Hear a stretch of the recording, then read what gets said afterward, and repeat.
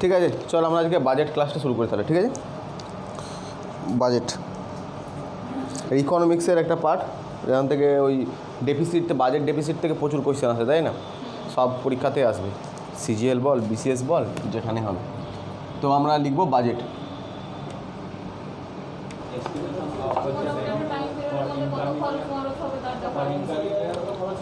আগে জাস্ট একটা ডেফিনেশন লিখে নিই, তারপরে শুরু করছি। ডেফিনেশনটা ইংলিশে লিখবো। Budget is an estimate of receipt and expenditure for the upcoming financial year. তো বাজেট কাকে বলে? প্রথমে আমরা সব এক্সাম্পল আমরা কী করবো, বাড়ি দিয়েই বুঝবো। যদি বাড়ি দিয়ে আমরা ইকোনমিক্স বুঝবো, পলিটিক্যাল সায়েন্স পড়বো, হিস্ট্রি পড়বো, দেখবি সব এক্সাম্পলগুলো বুঝতে সুবিধা হবে। ঠিক আছে, তো বাজেট হলো কি না, বাজেট হচ্ছে তার আমাদের বাজেট কি হয়, বাড়ির বাজেট কি হয়, সেম ওই সেন্ট্রাল বা বাজেটও সেম। আমরা প্রথমে সবাই কী হলো বাজেট হিস্ট্রি প্রথমে পড়ে, আমরা একটু বাজেটের ডেফিনিশন থেকে আমরা আগে যাব। মানে কি পরের পার্টটা আগে পড়বো আর প্রথমের পার্টটা হিস্ট্রি অফ বাজেট ওগুলো পরে পড়বো। ঠিক যেমন বাহুবলী সিনেমাতে হয়েছিল, আগে জিনিসটা দেখে দিয়েছিল, তাই না? কেজিএফে যেটা হয়েছে, তাই না? রিভিলগুলো পরে দেখাবে ওরা, ব্যাপারটা ওই জিনিসটাই করবো, তাহলে জিনিসটা আরও ভালো হয়। আর প্রথমে যদি বাজেট কে শুরু করেছিল, কে, ওগুলো তো সবাই পড়াবে না। তো আমরা এইভাবে একটা উল্টো দিক দিয়ে দেখবো যে বাজেট কি, আগে আমরা ডেফিনেশনে চলে যাব। তো যাই হোক, শুরু করছি আমরা। তো আগে বাড়ি নিয়ে বুঝবো। ঠিক আছে, তুই প্রথমবার করছিস তাই তো, আর তোমরা সবাই প্রথমবার। তুমি করেছো এর আগে না তুমি? ঠিক আছে, তো আমরা বাড়ি দিয়ে পরে বুঝবো। তো বাড়িতে কি হয়, মেন বাড়িতে আমাদের বাবা থাকে হেড, বা কারোর মা হেড থাকে। ঠিক আছে, যেমন বাড়ি তার উপর ডিপেন্ড করবে। যে একজন হেড থাকবে, বাড়ি কীভাবে চলে না, বাড়িতেও ইনকাম হয়, তাই না? বাবা বা মাও কিছু টাকা ইনকাম করে, তাই না? প্রত্যেক দিন বা মাসে। তো একটা টাকা ইনকাম করছে বাবা, আর বাবা ওই টাকাটাই কী করে, খরচা করে। তো বাবা যে টাকা ইনকাম করছে আর যেটা খরচা করছে, এটা যদি বাবা কোথাও লিখে রাখে, বুঝতে পারলি? বা বাবা আমরা কী করি, আমাদেরকে যা টাকা আছে খরচা করে দিচ্ছি, তাই না? কিন্তু না, এটা যদি আমরা লিখে রাখি, বাবা যদি হ্যাঁ, বাবা যদি ভাবে যে আমি এত টাকা পেলাম 10,000 টাকা, আর আমি এখানে এই খাতে এটা খরচা করব, তো বাবার কোথা থেকে টাকা পাবে আর কোথায় কত টাকা খরচা করবে, ঠিক আছে, এটা যদি লিখে রাখে তো এটাকে বলবো বাজেট। ঠিক আছে, বাড়িতে এই বাজেট করতে গেলে কি হতে পারে না, বাবা কোনোবারে বেশি টাকার বাজেট করতে পারে, মানে ঘাটতি বাজেট হয়ে যেতে পারে। বাবা ধরলে 100 টাকা এক মাসে ধরলে 30,000 টাকা ইনকাম করেছে, কিন্তু 40,000 টাকা খরচা হয়ে গেছে, এটা বাজেট ডেফিসিট বা ডেফিসিট বাজেট, পাতি কথা। বাবারে আর কি হতে পারে না, বাবা ধরুন এই 30,000 টাকা ইনকাম করেছে আর খরচা করে দিয়েছে 20,000 টাকা, 10,000 টাকা এখনও বেঁচে আছে, সারপ্লাস বাজেট। বাবা ধরে 30,000 টাকা ইনকাম করেছে আর 30,000 টাকায় খরচা করেছে, 1 টাকাও বেশি কম হয়নি, তো এটাকে কী বলবো, ব্যালেন্স বাজেট। তো বাজেট 3 টাইপের ওরা করে। তো এবার বাবা এটা আগেই ভেবে নেবে যে আমি এই মাসে 30,000 টাকা পাবো, আর আমি 30,000 টাকা কোথায় কোথায় খরচা করব। আর এই করতে গিয়ে বাবা এই বছর ওটাকে ডেফিসিট বাজেটটা করবে না সারপ্লাস করবে না এটাকে ব্যালেন্স করবে, এটা বাবার উপর নির্ভর করবে। তো ওরকম সরকারের উপর নির্ভর করে, সরকার যেখান থেকে যা টাকা পাবে আর যা টাকা খরচা করবে তার উপর। এটা হচ্ছে পাতি সিম্পল একটা উদাহরণ। আর আমরা এটা বাবা দিয়ে বুঝবো, তার ব্যাপারটা ফ্যামিলি দিয়ে বুঝবো, খুব বেশি বোঝাবে। এবার আমাদেরকে দেখতে হবে, আমরা যখন বাজেট এখানে ডেফিনেশন ঢুকবো, তখন দেখবি ইকোনমিক্সে বহুত টার্ম পারবো, রেভিনিউ ডেফিসিট, এই ডেফিসিট, ফিসকাল ডেফিসিট, তারপরে ক্যাপিটাল রিসিপ্ট, ক্যাপিটাল এক্সপেন্ডিচার। ঠিক আছে, কিছুই না, এগুলো সব আমি কি বলেছিলাম যে সব আমাদের সাথে ঘটে। এবার সব মানে যা কিছু হয় না, সব আমাদের সাথে ঘটে। নিউটনের লটা বলেছিলাম, বুঝতে পারলে, আগেই ওগুলো ঘটে গেছে, তারপরে নিউটন এসে পরে লটাই করেছে। তো ওটা তো অলরেডি ঘটেছিল না, যখন নিউটনের জন্ম হয়নি তার মানে নিউটনের ল আবিষ্কার হয়নি, তার আগেও তো যখন গাড়ি যদি থামতো তা আমরা আগে দিকে ঝুঁকে যেতাম, তাই না? তার আগে কি ঝুঁকতাম না, ও এসে পরে দেখিয়ে দিয়েছে। তো বাজেট আমরা অনেক দিন ধরেই করে যাই, ফ্যামিলিতে হয়, সব জায়গায় হয়, কোনো বিয়ে বাড়ির বাজেট হয়, সব জায়গায় আলাদা আলাদা বাজেট হয়। কিন্তু ইকোনমিক্সটা এসে সেটাকে ডিফাইন করে দিয়েছে, এটা যেটা তুমি করছো এটা হচ্ছে ক্যাপিটাল এক্সপেন্ডিচার, বুঝতে পারলে? বিয়ে বাড়িতে যেটা খরচা করছো অনেক টাকা লাগছে, এটা ক্যাপিটাল এক্সপেন্ডিচার। আর এই যে তুমি যে কাজ করছে তাকে তুমি মাইনা দিচ্ছ, রাঁধুনিকে মাইনা দিচ্ছ, বা ধরে না একটা কাউকে পেমেন্ট করছো, ওষুধ কিনছো, এটা হচ্ছে তোমার রেভিনিউ এক্সপেন্ডিচার হয়ে গেল। ব্যাস, তোর মাথাটা যাবে গুলিয়ে, এটা আবার কি, কিচ্ছু না, পাতি কথা, ওগুলো সব আমাদের সাথে ঘটেছে। যখন আমাদের সাথে ঘটেছে তাহলে আমাদের ভয় কিসের, তাই না? আমরা জিনিসটা জানিয়ে দেবো যে তোর যে ওইটা যে তোর সাথে ঘটেছে ওটা মানে এটা ইকোনমিক্সে। এবার এগুলো যে লিঙ্ক আপ ভালো করবে সে ভালো টিচার, আর কিছুই না, লিঙ্ক আপের উপর নির্ভর করে, ঠিক আছে? তা আমরা নেক্সট আমরা কি লিখবো না, আমরা বাজেট। তো বাজেটে আমরা কি দেখলাম না, বাজেটের কি হয় না, এখানে আমরা ডাইরেক্ট বাজেট চলে আসে, আমরা হিস্ট্রি বা এর কীভাবে উৎপত্তি এগুলো সব পরে দেখবো, ঠিক আছে? আমরা ডাইরেক্টে যদি এটা বুঝে যাস তাহলে আমরা অনেক কোয়েশ্চেন, আমরা ওগুলো তো 1 নম্বরের কোয়েশ্চেন হবে না, বাকি যা জিনিস প্রথম বাজেট কে হয়েছিল, বাজেট কে করেছিল, প্রথম কোথায় হয়েছিল, কোন মিনিস্টার করেছিল, প্রথম কে এই করেছিল, এই টাইপের যা যা যা কবে রেল বাজেট এ বাজেট এক হয়, কবে আলাদা হয়, এগুলো সব এমসিকিউ পড়বে, কিন্তু এখান থেকে এমসিকিউ পড়বে না, যা কিছু ডিপলি কোয়েশ্চেন বিসিএস সব এখান থেকে হবে, এমসিকিউ পড়তে পারে কিন্তু এটা হচ্ছে মেন, ঠিক আছে?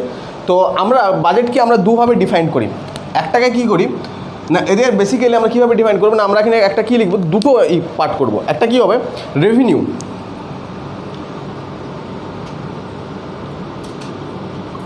রেভিনিউ রিসিপ্ট, ঠিক আছে? আর এক পাশে কী করবো,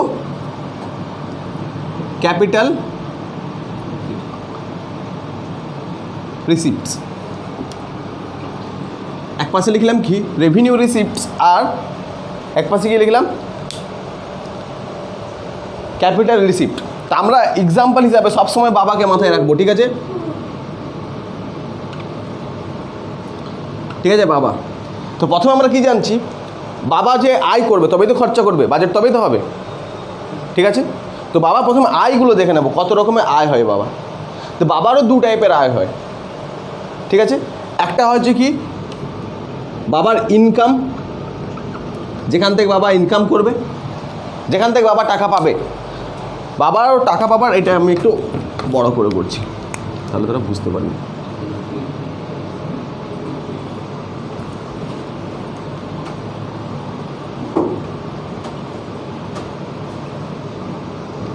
কীভাবে বাবা টাকা পাবে, রিসিপ্ট না ইনকাম? তা একটা হচ্ছে ইনকাম, আর একটা কী হতে হবে এক্সপেন্ডিচার তো করবে। আরে বাবা একদিন ইনকাম মানে বাবা ধরলে তোর স্কুল টিচার, তো বাবা একটা টাকা পাবেই, ঠিক আছে? ইনকাম বাবার, ওখান থেকে বাবার টাকা আসছে। আর একটা বাবা কীভাবে টাকা পেতে পারে, কোনো কিছু কারো কাছে ধার পেতে পারে, বা কারো কোনো কিছু বিক্রি করে পেতে পারে, তাই না?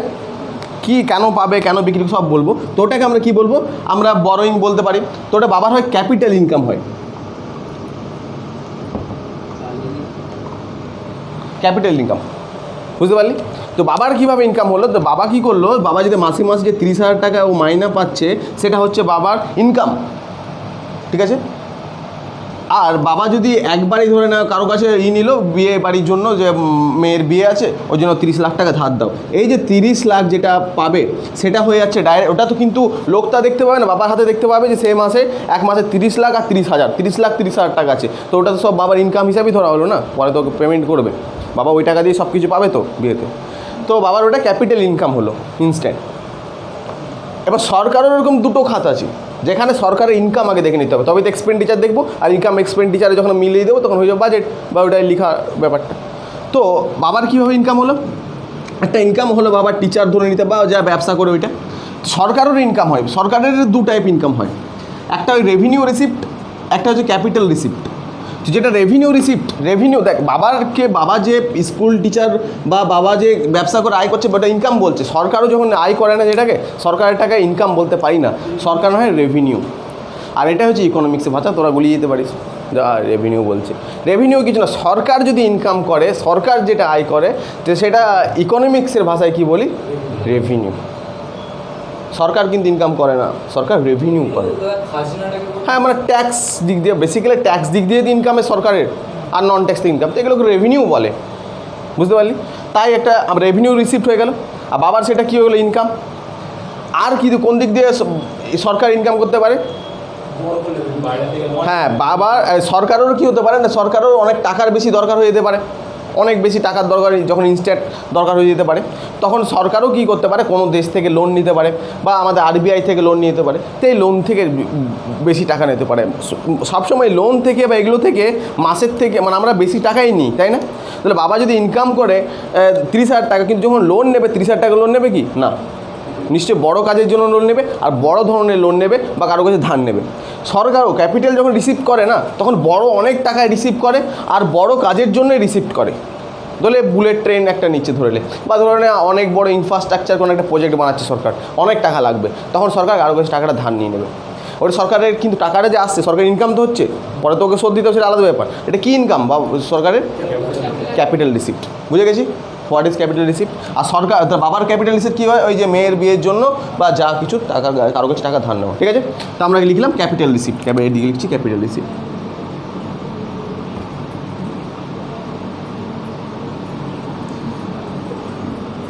ঠিক আছে, তো বাবা দু ধরনের টাকা পায়, এটা আমরা বুঝে গেলাম।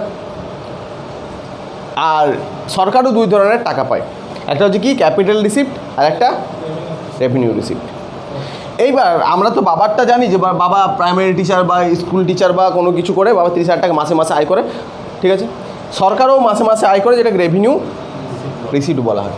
তো রেভিনিউ রিসিপ্ট সরকারের দু টাইপের হয়, আর টু টাইপস, একটা হচ্ছে কি ট্যাক্স থেকে আর একটা হচ্ছে নন ট্যাক্স থেকে।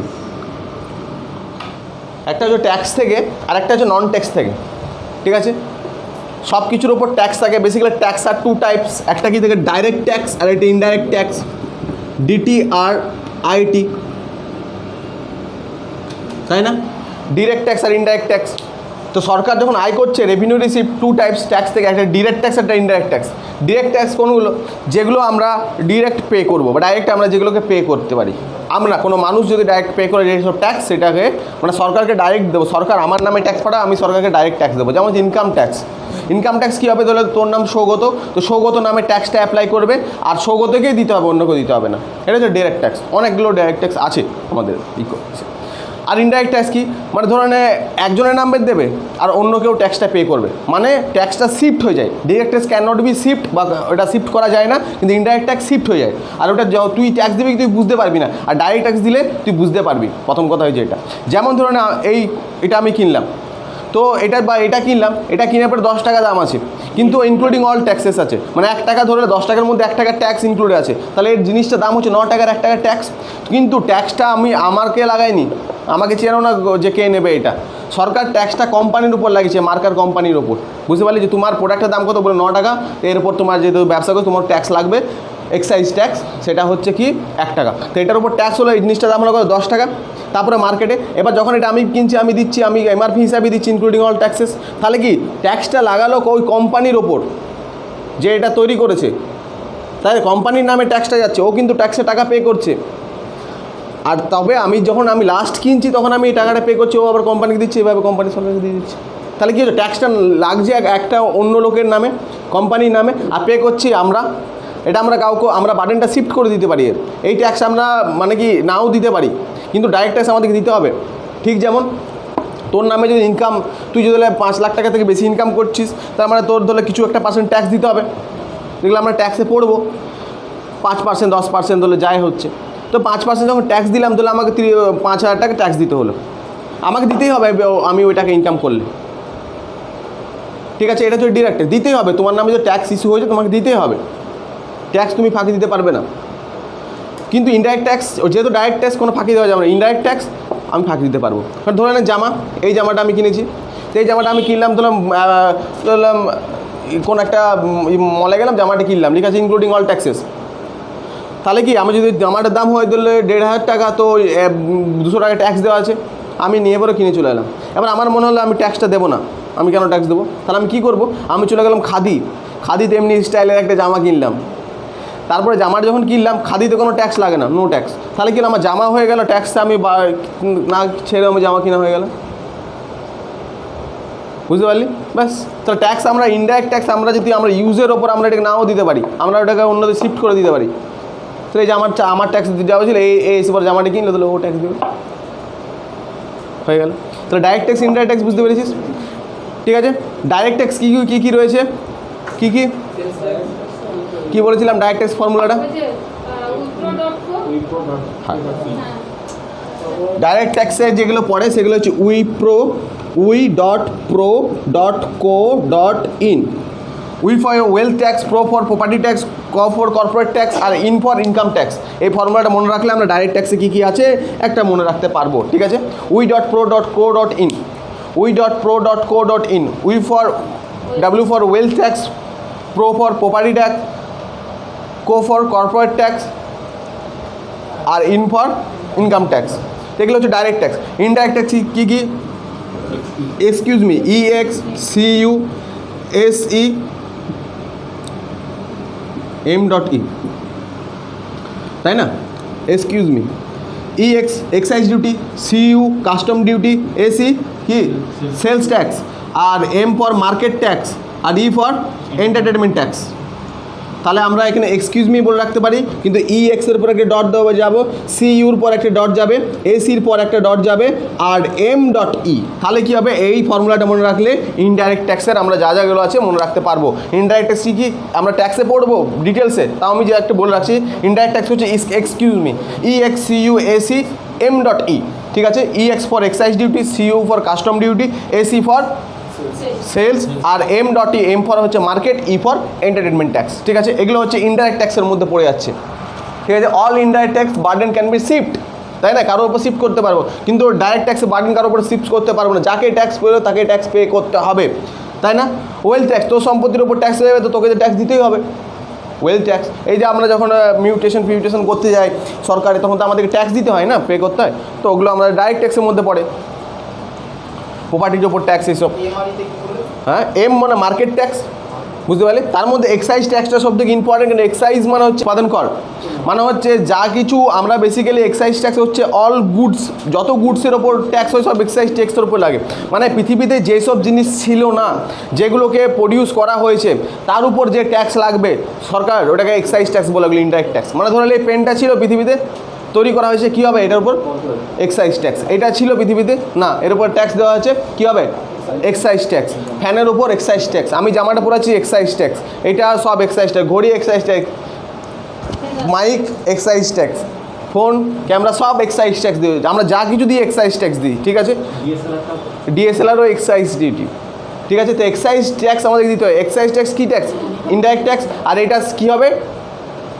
শিফট করা যাবে, আমি চাইলে নিতেও পারি, নাও নিতে পারি, তাই না? হ্যাঁ, ইম্প্যাক্ট আর ইনসিডেন্ট আলাদা আলাদা লোকের হবে। ইম্প্যাক্ট হবে কোম্পানির উপর, ইনসিডেন্টও ঘটবে আমাদের উপর, আমরা ট্যাক্স দেবো। আর ডাইরেক্ট ট্যাক্সে ইনসিডেন্ট আর ইনসিডেন্ট একই লোকের উপর হবে, মানে যার সাথে ঘটবে সেই টাকাটা দেবে, তাই না? এটা হচ্ছে ডাইরেক্ট ইনডাইরেক্টের পুরো পার্থক্য। তো যাই হোক, তো সরকারের ইনকাম বেসিক্যালি ট্যাক্স থেকে হয় প্রথম, সেটা হচ্ছে কি direct tax, indirect tax. Direct tax হচ্ছে এগুলো রয়েছে, আর ইনকাম ট্যাক্স ইনডাইরেক্ট ট্যাক্সের মধ্যে এগুলো রয়েছে, ঠিক আছে। এগুলো ছাড়াও সরকারের ইনকাম হয়, কি হচ্ছে? যেমন হচ্ছে নন ট্যাক্স, ট্যাক্স তো আছে, ট্যাক্স থেকে তো ইনকাম হয়, তাছাড়া আছে কি নন ট্যাক্স থেকেও সরকার ইনকাম হয়। বেসিক্যালি সরকার কি নন ট্যাক্স থেকেও সরকার ইনকাম হয়, ঠিক আছে। নন ট্যাক্স কী কী হতে পারে? যেমন সরকারের যতগুলো PSU সেক্টর আছে, পাবলিক সেক্টর ইউনিট, মানে সরকারের যেসব কোম্পানিগুলো আছে, যেমন রেল, সেল, গেল, যে যা যা জিনিস আছে সরকারি কোম্পানি, তারাও তো লাভ করে কিছু, বুঝতে পারলি? তো তারা যখন লাভ করে দেবে, সেটা কার হবে? সরকারের লাভ হবে। তো সরকারের ওটা কী হবে? নন ট্যাক্সের আয় হবে, বুঝতে পেরেছি কেসটা? সরকারের আয় দু ধরনের দেখলাম, রেভিনিউ আয়, মানে এই যে রেভিনিউ যে রিসিপ্টটা হয় না, এই রিসিপ্টটা বেসিক্যালি সরকার পার ইয়ারলি বা মাসে মাসে পায়, রেকারিং ইন নেচার। যেমন বাবা যে আয়টা পায়, ইনকামটা যেটা বাবা ঘর চালায়, সেটা মাসে মাসে পায়। ওরকম এই রেভিনিউ রিসিপ্টটা সরকার মাসে মাসে বা বছরে বছরে পায়, বেসিক্যালি ইয়ারলি পেয়ে যায়। ও ইনকাম ট্যাক্স ইয়ারলি একবার দিতে হয়, তাই না? আর এটাতেও যেমন বাবা এই ইনকাম দিয়ে পরে ঘর চালায়, তাই না? বাবার ইনকাম দিয়ে পরে যেমন ঘর চালাচ্ছে, আর সরকার কীভাবে চালায়? রেভিনিউ ইনকাম দিয়ে সরকারের যা জিনিসপত্র সব চালায়, মানে সরকার চলতে যা খরচা হয় সেটা রেভিনিউ ইনকাম দিয়ে খরচা হয়। তো রেভিনিউ ডেফিসিট যদি হয়, তার মানে কী হবে? সরকার নিজে চলতে পারছে না, মানে কারো বাবার যদি 30,000 টাকা আয় করছে, আর যদি ঘর চলতে ওর খরচা হয়ে যাচ্ছে বেশি 40,000 টাকা, মানে কি হচ্ছে? তাহলে ও ডেফিসিট হয়ে যাচ্ছে। বা রেভিনিউ 30,000 টাকা আয়ের মধ্যে 30,000 টাকা আয় হচ্ছে না, খরচা হয়ে যাচ্ছে 30,000 টাকা, তাহলে সরকারের ঘর চলছে না, মানে বাবার ঘর চলছে না, মানে ঘরের অবস্থা খারাপ হবে, ওরকমই সরকারের অবস্থা খারাপ হবে, বুঝতে পেরেছিস? তো রেভিনিউ রিসিপ্ট আর টু টাইপস, সরকার দুদিক দিয়ে টাকা পাচ্ছে, বাবা ধরলে একদিক দিয়ে টাকা পাচ্ছে, কোনো ইনকাম, বাবা একটা কিছু আয় করছে, ইনকাম হচ্ছে। কিন্তু সরকারের রেভিনিউ টু টাইপ, ট্যাক্স আর নন ট্যাক্স। নন ট্যাক্সের মধ্যে কি? আমরা ট্যাক্স তো দেখলাম, এইভাবে অনেকগুলো ট্যাক্স পড়ে, ট্যাক্সের চ্যাপ্টারে পড়বো আমরা। নন ট্যাক্সের মধ্যে কি পড়ছে না, প্রফিট অফ PSU মানে পাবলিক সেক্টর ইউনিট, সরকার যে তার পাবলিক সেক্টর মানে সরকারের যেসব উদ্যোগ রয়েছে, সরকারি সংস্থা, রেল আছে, সরকারি যেগুলো ব্যবসা করছে সংস্থা, কোল ইন্ডিয়া আছে, সেখান থেকে সরকার সেল আছে, ঠিক আছে, এলআইসি আছে, এইসব জিনিসগুলোকে যা যা টাকা পায় ওটাকে পিএসইউ বলে, পাবলিক সেক্টর ইউনিট। আর প্রাইভেট সেক্টর ইউনিট হলে কী হবে? Private sector tata, Birla, Reliance, এগুলো প্রাইভেট সেক্টর। সরকারও তো আছে, বিএসএনএল, পাবলিক সেক্টর একটা ইউনিট, ওটা পিএসইউ। এগুলো থেকে যদি আয় হয় তো সরকারও আয় হবে। তো আমরা এটা একটা আয় লিখলাম। আর কি নন ট্যাক্সে কী হতে পারে? আর সে তো হবে। আর কি হতে পারে? হতে পারে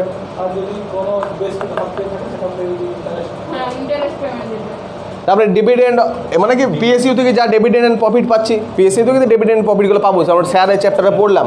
আর কি হতে পারে? ফাইন। দলে বাইকে করে যাচ্ছিস তুই আর তুই দুজন মিলে, গাড়িতে ধরলো, ধরার পর পুলিশ বলল হেলমেট পরেনি, এবার পুলিশ বলল যে ফাইন। তো ফাইন তো তোকে দিতে হবে, যে টাকার যাবে সরকারের কাছে। সরকার ওটা কী আয় হবে? সরকার আয় ট্যাক্স থেকে আয় হবে না, সরকার কী হবে? নন ট্যাক্স থেকে আয় হবে। তো ফাইন আমরা লিখে রাখবো।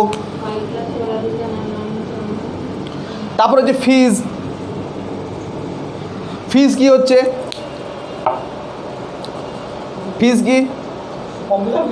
ধরলে ফর্ম ফিল আপে ভাবছিস, এই যে ইউপিএসসি, পিএসসি, এরা ইউপিএসসি যত টাকা বা রেল কত টাকা ফর্ম ফিল আপের জন্য নিল, ধরো 10,000 কোটি টাকা নিল। তো ও 10,000 কোটি টাকার মধ্যে কন্ট্রাক্ট করে 8,000 কোটি টাকা হয়ে গেল, 2,000 কোটি টাকা তো লাভ হলো। সেটা ধরলো কিসের মধ্যে ছিল? লাভ ছিল ভারত সরকার, লাভ চলে আসবে। কী লাভ হবে না, এটা ফিজ থেকে যে লাভ হলো, ঠিক আছে, এটা একটা এক্সাম্পল। আর কি অনেক আরও ধরলা তুই একটা কোম্পানি করতে যাচ্ছিস, কোম্পানি করতে গেলে সরকার ওটা ফিস প্রথমে একটা নেবেন, রেজিস্ট্রেশন ফিস।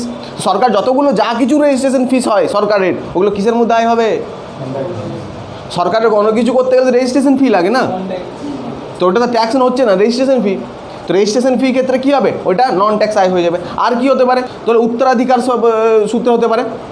কারো যদি কেউ ফ্যামিলিতে কেউ না থাকে, সব মারা যায়, তো জমি জায়গা যেটা পাবে সেটা উত্তরাধিকার হিসেবে কে পেয়ে যাবে? ও কেউ নেই, সরকার নিয়ে নেবে, সরকার ওটা আয় হয়ে যাবে। সরকার কী আয় হয়ে যাবে? নন ট্যাক্সের আয়। লিখে রাখতে পারিস।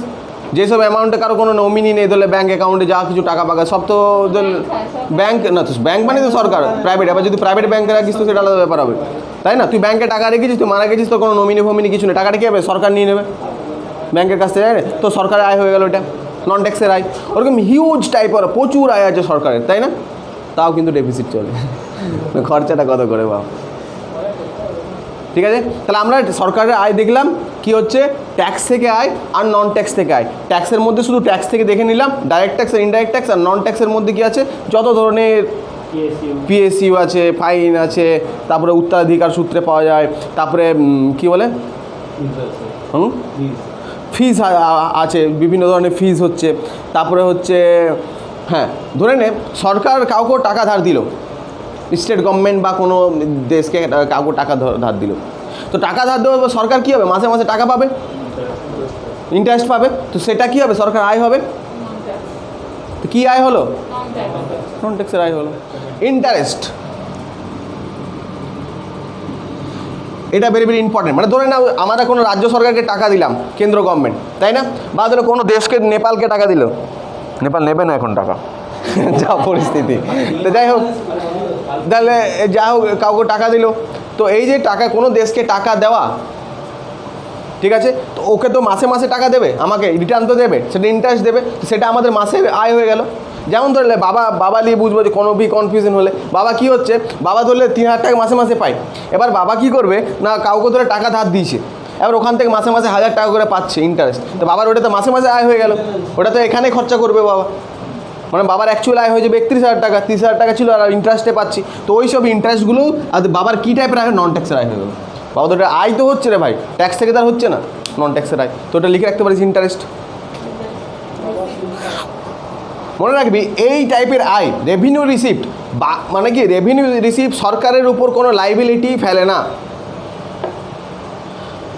বুঝতে পারলি মানে কি? আমি কি বলি, দুটো কথা, লাইবিলিটি আর অ্যাসেট, তাই না? ধরে নে এই জামাটা আমি কিনেছি, এটা আমার অ্যাসেট। এটা আমি দাঁড় করেছি ইনস্টিটিউটটা, বোর্ডটা আমার, মানে আমার এটা অ্যাসেট, ঠিক আছে?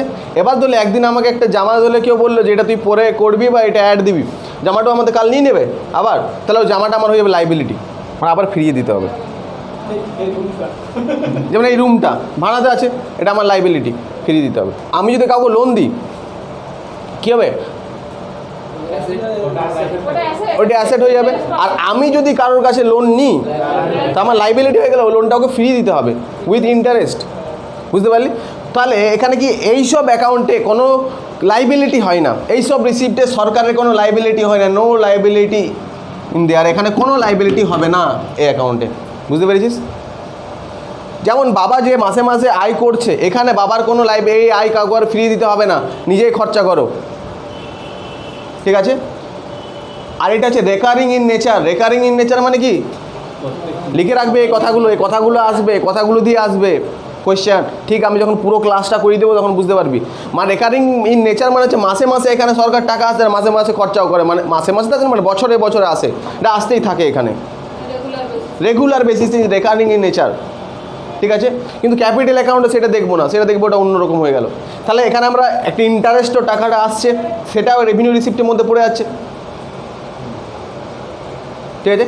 এবার বাবা যে 30,000 টাকাটা বা 31,000 টাকাটা পাচ্ছে ইন্টারেস্ট নিয়ে পড়ে, এই টাকাটা বাবা কিসে খরচা করবে? না বাবা প্রত্যেক দিন চালাতে যা খরচা হবে, তাই তো? বাবা ঘর চালাতে কতটা 30,000 টাকা খরচা করবে, এখান থেকে যদি সেভিং করতে পারে তো খুবই ভালো, তো সেভ না করতে পারে খারাপ।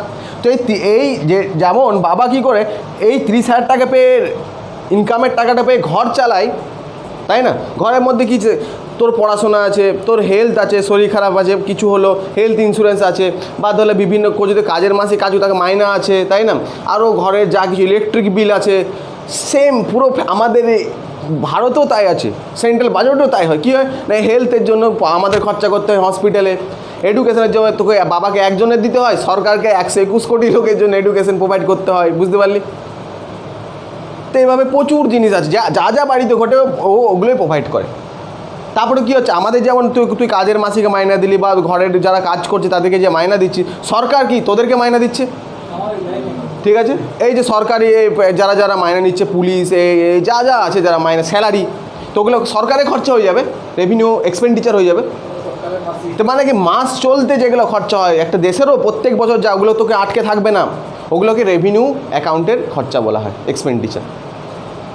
বাবা মানে মাস চলতে, এখানে ডেফিসিট হলে তাহলে ওর মাসেও চলবে না, বুঝতে পারলি তো? এই ডেফিসিটটা ঘটবে, ঠিক আছে? আমরা পরে দেখছি। তা আমরা রেভিনিউ রিসিপ্ট বুঝে গেছি যে কোথা থেকে রেভিনিউ রিসিপ্ট আসছে। এবার আমরা ক্যাপিটাল রিসিপ্ট দেখে নেবো। What is capital receipt? Capital receipt কি?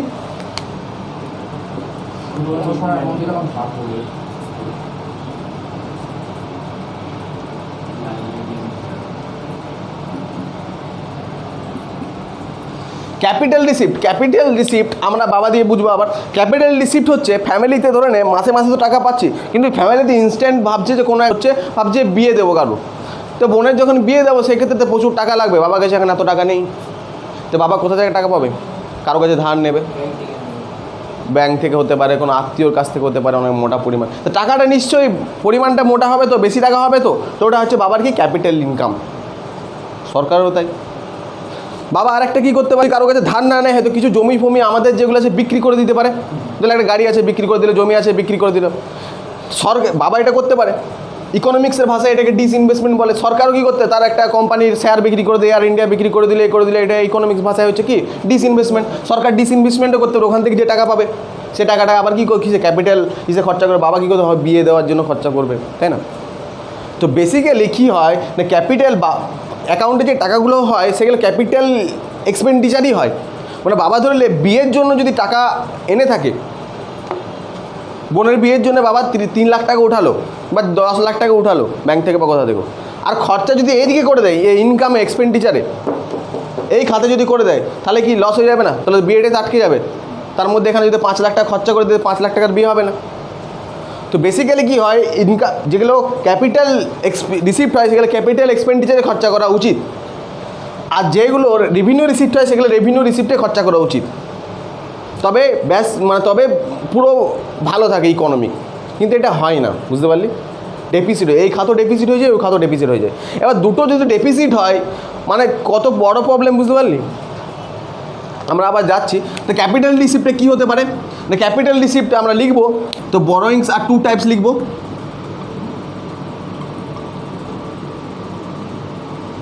বরোয়িংস আর টু টাইপস, দুভাবে বরোয়িং করতে পারে, বাবাও দুভাবে বরোয়িং করতে পারে। একটা কি বরোয়িং, একটা হচ্ছে ফ্যামিলির কারো কাছ থেকে লোন নিল, বা বাইরের কারো কাছ থেকে লোন নিতে পারে যাকে চিনে না, সুদের লোন নিতে পারে বাবা। ওরকম সরকারও আমাদের দেশের ভিতর থেকে লোন নিতে পারে, আরবিআই কাছ থেকে, তাই তো।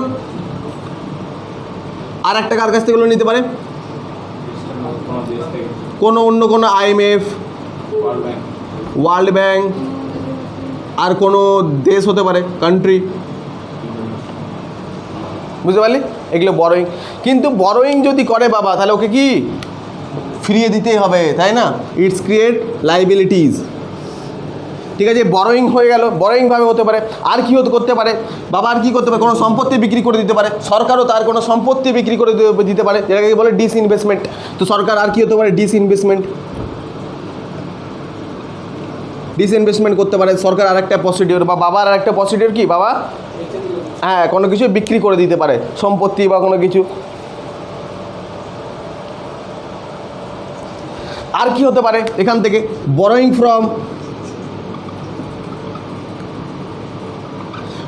ফ্রম কোথা থেকে, প্রভিডেন্ট ফান্ড। PF এর যে প্রভিডেন্ট ফান্ডে যে ফান্ড আছে, আমরা অ্যাকাউন্ট পড়বো, 3 টাইপ অফ ফান্ড, তাই না? আমাদের 3টে ফান্ড আছে, একটা হচ্ছে কনসলিডেটেড ফান্ড অফ ইন্ডিয়া, একটা হচ্ছে PFI প্রভিডেন্ট ফান্ড, কি বলে, পাবলিক অ্যাকাউন্ট অফ ইন্ডিয়া, একটা কন্টিজেন্সি ফান্ড অফ ইন্ডিয়া। ঠিক আছে, তো বেসিক্যালি এই আমাদের বরোয়িং ফ্রম কোথা থেকে, পাবলিক অ্যাকাউন্ট অফ ইন্ডিয়া। তো পাবলিক অ্যাকাউন্ট থেকে টাকা বরোয়িং করে নিতে পারে। তারপরে হচ্ছে এটার ডেফিনেশন আমরা বলবো, যেটা বুঝতে পারবে একটু পরে, সব বুঝে যাবি। ঠিক আছে, তারপরে কি হতে পারে, তো আরেকটা হতে পারে রিকভারি অফ লোন।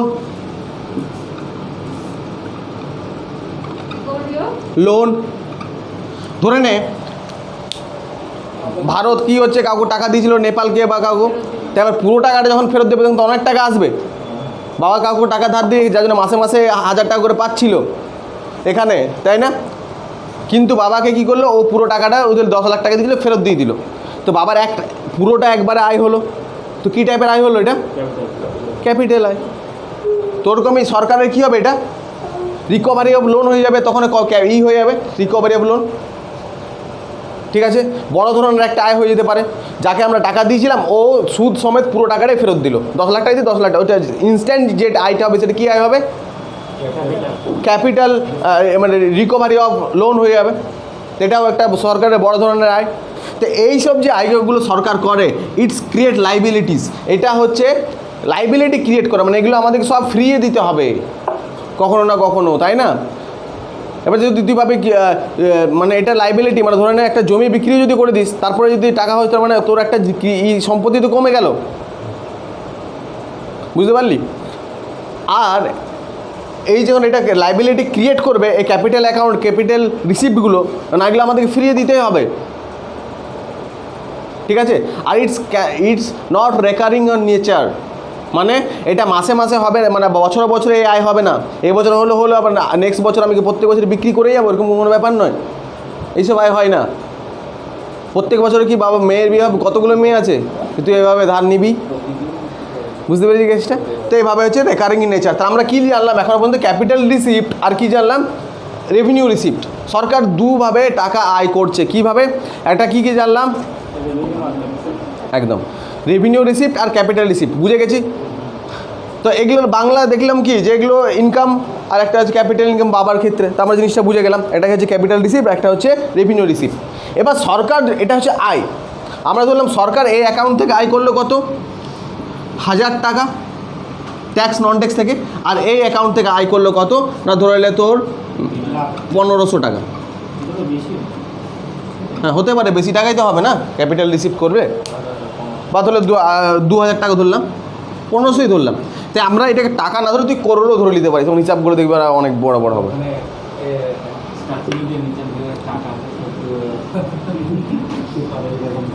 ঠিক আছে, বুঝতে পেরেছিস? তাহলে দুই ভাগে আয় হয়ে গেল।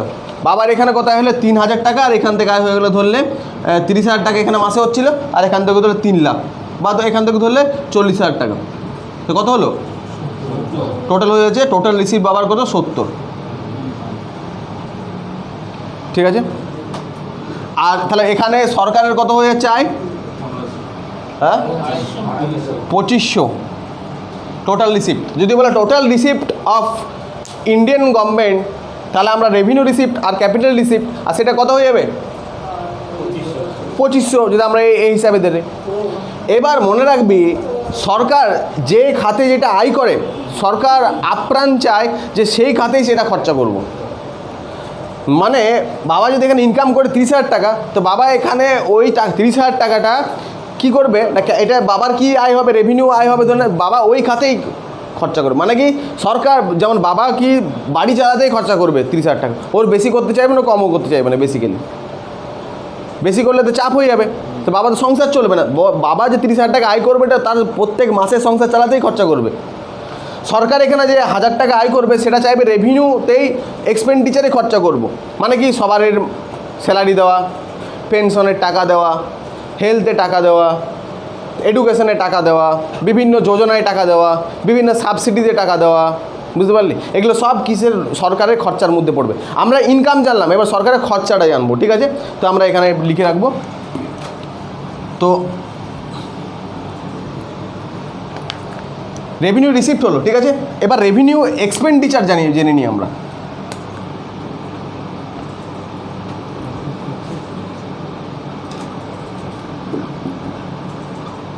রেভিনিউ এক্সপেন্ডিচার মানে কি, রেভিনিউ রিসিপ্ট থেকে যে টাকাটা পাচ্ছি সেটা কোথায় কোথায় খরচা করছি, রেভিনিউ এক্সপেন্ডিচার বলছি আমরা, ঠিক আছে। তো রেভিনিউ এক্সপেন্ডিচার মধ্যে কী কী থাকে? রেভিনিউ রিসিপ্ট কী ছিল? সরকার যেখান থেকে বছরে বছরে যে টাকাটা পাচ্ছে, এটা হচ্ছে রেভিনিউ রিসিপ্ট। আর তাহলে রেভিনিউ রিসিপ্টে যে টাকাটা আসবে, সরকার চাইবে যে ওই টাকাটা আমরা কিসে খরচা করব? রেভিনিউ এক্সপেন্ডিচারে খরচা করব। মানে বাবার কাছে যে মাসে মাসে টাকাটা আসছে 30,000 টাকা, সেটা আমি সংসার চালাতে খরচা করব। ওখান থেকে যদি আমি কিছু টাকা মানে বাঁচিয়ে যদি 20 লাখ টাকা করতে পারি, তাহলে তো অনেক ভালো হবে। কিন্তু সেটা কি করতে পারা যায় এখনকার যা সুযোগ, যা সময়? বুঝতে পারলে, এখন তো নুন আনতে পান্তা ফুরিয়ে যায়, যা জিনিসপত্রের দাম বাড়ছে, তাই না? হ্যাঁ, তো সেই ক্ষেত্রে এটাই সেভিংসটা আমাদের কি হচ্ছে, সরকার এখানে যা রেভিনিউ রিসিভ করে, সরকারকে ক্যাপিটাল রিসিপ্ট তাই করবে। বেসিক্যালি ওই টাকাটাই এখানে খরচা করবে। সরকারের ক্যাপিটাল রিসিপ্ট কী কী আছে, তা আমরা আবার ক্যাপিটাল এক্সপেন্ডিচার কী কী আছে, তা প্রথম ক্যাপিটাল এক্সপেন্ডিচার জেনে নেব। সরকারের সবথেকে বড় কাজ কি না, লিখ, grant to state. Grant to state মানে কি, রাজ্যকে যে টাকাগুলো দিই অ্যাকর্ডিং টু ফিনান্স কমিশন, তাই না? 14 কত রকম ফিনান্স কমিশন চলছে? কত টাকা রিকমেন্ড করেছে? কত টাকা রিকমেন্ড, কত পার্সেন্টেজ? 52%। মানে ফিনান্স কমিশন বলেছে যে সরকার যে টাকা পাবে, ট্যাক্সের টাকা বেসিক্যালি, তার মধ্যে 52% কী করে দেবে? স্টেটগুলোকে দিয়ে দেবে। সরকার যা টাকা পাচ্ছে ট্যাক্স থেকে, তার 52% কী করবে? গ্র্যান্ট টু স্টেট, মানে স্টেটগুলোকে দিয়ে দেবে। তো সরকারের এটা দিতে হবে। মানে ধরে নে, তাহলে বাবা কী হচ্ছে, যা 30,000 টাকা পাচ্ছে, তার মধ্যে কী করতে হচ্ছে? সবাইকে 2,000 3,000 টাকা করে দিয়ে, মাকে দিচ্ছে 3,000 টাকা, তোকে দিচ্ছে 1,000 টাকা, এইভাবে দিয়ে দিচ্ছে প্রথম। কারণ তোদের একটা পার্সোনাল খরচা আছে, বিভিন্ন স্টেট চলতে, তাই না? তোদের হাত খরচা হিসাবে দিয়ে দিল, গ্র্যান্ট টু স্টেট দিতেই হবে। তোরা এখন মেসে থাকছিস, তোদেরকে যে টাকাটা দিচ্ছে গ্র্যান্ট টু স্টেট, বাবা স্টেট তো না, গ্র্যান্ট টু চাইল্ড। মাসে মাসে মাসে 5,000 6,000 টাকা দিতেই থাকছে, বুঝতে পারলি? ঠিক আছে, এটা হচ্ছে 1 নাম্বার। মানে কত টাকা? 52%। মানে হচ্ছে সরকার যদি 100 টাকা ট্যাক্স থেকে আয় করে, তার 52 টাকা রাজ্যকে দিয়ে দিতে হবে। কোন রাজ্য? সব রাজ্যকে মিলিয়ে 52 টাকা। তোরা যেমন পাবে নিয়ে নিবি তোদের উপরে। বড় রাজ্য থাকলে বেশি টাকা পাবে, ছোটো রাজ্য থেকে আরও অনেক রকম থাকে, যেটা ফিনান্স কমিশনে দেখবো কেন হচ্ছে, কীভাবে ডিস্ট্রিবিউশন হয়, ঠিক আছে। নেক্সট আর কি থাকে? Salary of government employ. যত গভর্নমেন্ট এমপ্লয়ের স্যালারি হচ্ছে তাদের, তা আমরা কী লিখবো? Grant to state, salary of government employees. মানে ধরলে বাবার যখন টাকা পেলো 30,000 টাকা, তারপরে ওকে প্রথম কাজ কী করতে হবে না, যারা ঘরে কাজ করছে, কেউ ধরলে বাসন মানছে, কেউ রান্নার কাজ করছে, বা কোনো মাসি আছে, তাদেরকে তো টাকা দিতেই হবে না, কাজের লোকেদেরকে। তো ওই যে মাসে মাসে দিতেই হবে টাকা, বুঝতে পেরেছিস? তো ওই টাকাটা কি, তো গভর্নমেন্টেরও এমপ্লয়ার আছে যারা গভর্নমেন্টের ওইসব সার্ভিস করে দিচ্ছে, তাই এটা রেভিনিউ এক্সপেন্ডিচার। তারপরে সাবসিডিজ, বুঝতে পারলি, 2 টাকা কেজি চাল যে রেশন, চাষির কাছ থেকে চালটা কিনলো ওরা, আর ধরলে 15 টাকা কেজি, তারপরে 15 টাকা কেজির পর এখানে ধরলে রেশন দোকানে 2 টাকা পাচ্ছিস, বাকি 15 থেকে 2 বাদ দিয়ে দিলে কত হচ্ছে? 13 টাকা। 13 টাকা গভর্নমেন্ট দিয়ে দিচ্ছে চাষিটাকে। ও চাষির কাছ থেকে 15 টাকা দিয়ে কিনছে, চাষিকে দিয়ে দিল, আর তোকে দিচ্ছে 2 টাকা, তোর কাছ থেকে পাচ্ছে কত? 2 টাকা। তাহলে কি গভর্নমেন্টের লস কত টাকা হলো? ওই 13 টাকায় সাবসিডি, সেটাই ও নিজে দিচ্ছে। তো বুঝতে পারলি কেসটা? এটা হচ্ছে সাবসিডি। তো গভর্নমেন্ট প্রচুর টাকা সাবসিডি দেয়। সাবসিডির একটা চ্যাপ্টার আছে, পড়বো। বিশেষ মেন্স পড়তে গেলে পড়তে হবে সাবসিডি। আগে এগুলো না বুঝলে সাবসিডি কী করে ব্যাপার হচ্ছে। যেমন সব দেখবে যে ফুড সাবসিডি দেয়, ও 1000 কোটি টাকা। তারপরে ফার্টিলাইজার সাবসিডি, তারপরে হচ্ছে এলপিজি সাবসিডি, হ্যাঁ এগুলো প্রচুর সব সাবসিডি আছে। এবং কিন্তু এগুলো পড়লে তবেই তুই বাজেটটা দেখে বার করতে পারবি যে এবছর দেখি কী সাবসিডি বেশি আছে। এই যে কিউরিসিটিতে জাগছে না, ইন্স্যুরেন্স আলাদা জিনিস, ইন্স্যুরেন্স দিনে পড়ালাম না। না, ওটা ইন্স্যুরেন্স কোম্পানি আছে যে প্রোভাইড করছে, ঠিক আছে। তারপরে হচ্ছে কি, তারপরে হচ্ছে ডিফেন্সও প্রচুর টাকা সাবসিডি, প্রচুর ডিফেন্সের খরচা, সাবসিডি না। তারপরে হচ্ছে ডিফেন্সের খরচা, প্রচুর টাকা খরচা হয়। বাড়িতে ডিফেন্স বলতে কী ভাববি? এক্সাম্পল, পাঁচিল, বাড়ির সামনে পাঁচিল দিয়ে দিলি যাতে কেউ না ঢুকতে পারে। ভালো ভালো লাঠি কিনলো তোর জন্য ঠিকঠাক, বাবা পড়াশোনা করছিস না, গেট লাগাচ্ছে, ভালো গেট লাগালি, রোজ তালা কিনছিস, চাবি হারাচ্ছে। আবার এই যে খরচাগুলো, এগুলো ডিফেন্সের। কুকুর পুষলি একটা বাড়িতে, সিসিটিভি ক্যামেরা, এগুলো হচ্ছে ডিফেন্সের খরচা, ওটাই খরচা প্রচুর। এবার যদি আমি একটা কথা বলছি, কোনো সরকার যদি ডিফেন্সে কম খরচা করে আর যদি তোর এডুকেশনে বেশি খরচা করে, তাহলে কী হবে? শিক্ষিত হবি তুই বেশি। এবার যদি কোনো সরকার ডিফেন্সে বেশি খরচা করে, মানে ধরলে বাবা কী করছে, প্রচুর লাঠি ফাটি কিনছে, একদম পুরো লাঠি ফাটি তরবাল বরবার ছুরি ফুড়ি কিনে একদম ঘর সাজিয়ে তুলছে, তাহলে কি ভয় দেখাচ্ছে? গুন্ডাই হবি না? তো ব্যাপার আছে, ব্যাপার দরকার কি। এবার বেসিক্যালি পরিস্থিতি অনুযায়ী করতে, যদি কারোর আশেপাশে পাকিস্তানের মধ্যে একটা দেশ থাকে তাহলে, আর চায়নার মতো, তাহলে তো ওইগুলো সব কিনতেই হবে না, নাহলে তো থাকা যাবে না। বুঝতে পেরেছিস তো? তো যাই হোক, কিন্তু অ্যাকচুয়ালি এডুকেশন, হেলথ, এগুলো নিয়ে প্রচুর টাকা খরচা করা দরকার, ঠিক আছে। তারপরে হচ্ছে কি, ডিফেন্সের খরচা হলো, তারপরে হেলথের খরচা, তারপরে এডুকেশনের খরচা। হেলথ এডুকেশন বলতে কী বোঝায়? হেলথ হচ্ছে এই যে যত হসপিটাল চলছে, যা কিছু ডাক্তার মায় না, যা কিছু, এই যে এখন হেলথের খরচা কত বেড়ে গেছে। তো যদি প্রথম থেকে হেলথ এটা ঠিক রাখতো তাহলে কি হতো? তাহলে এই গল্পটাই হতো না। তো হেলথের আমাদের মনে হয় খরচা খুব কম হচ্ছে, বুঝতে পারলি? ডিফেন্সে কত টাকা খরচা? প্রচুর টাকা। 1970-এর পর থেকে, 75-70-এর পর থেকে তাই কোনো যুদ্ধ হয়নি। যত টাকা খরচা করেছে সে টাকা যদি হেলথে খরচা করতো তাহলে কী হতো? বা এডুকেশনে খরচা করতো, করা হয়েছে। হ্যাঁ, হেলথের উপরে সাবসিডি ব্যাপার আছে, হেলথেও তো সাবসিডি হবে। যেমন এই ধরলে একটা কোনো কার্ড, সাথে কি স্বাস্থ্যসাথী কার্ড, তো এই যে কার্ড যে দিচ্ছে, এবার এগুলো তো অনেক কিছু তোকে, এই যেমন ন্যায্য মূল্যে ওষুধ, তো সরকার অনেক ওষুধ নিজে তৈরি করে, অনেক ওষুধ কিনতে হয়, সাবসিডি দিয়ে তোকে বিক্রি করেছে। হ্যাঁ, খেলে ওষুধ খেয়েছিস? দেখ সরকারি কেমন জিনিসটা, দেখ সরকারি ওষুধ খাবে না, সরকারি ও বাসে চাপবে না, সরকারি হসপিটালে যাবে না, সরকারি শুধু চাকরিটা করবে, তখন সবাই চলে আসবে। তারপরে হচ্ছে পেনশনটা লিখে রাখবি।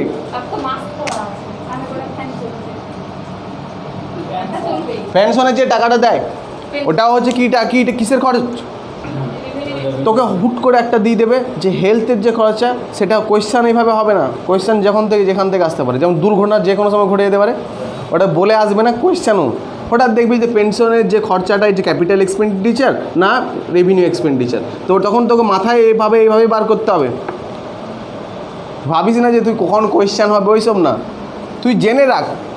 আমি কি বলেছিলাম যে জিনিসটাকে জানবি যেমন না, ওইভাবেই তুই ফলটা পাবি। যেমন ধরলে ফ্যামিলি, তো ফ্যামিলিকে আমরা এতটাই ফ্যামিলির সাথে জড়িত যে তোর ফ্যামিলি রিলেটেড যদি কোনো কোয়েশ্চান হয় হুট করে অ্যান্সার দিতে, বাবার নাম কি টুক করে দিদি, ভাবতে হবে না, তাই না? মায়ের নামকে টুক করে, তো আবার মাসির নামকে বলে দেবে, এখানে কনফিউজ হবে।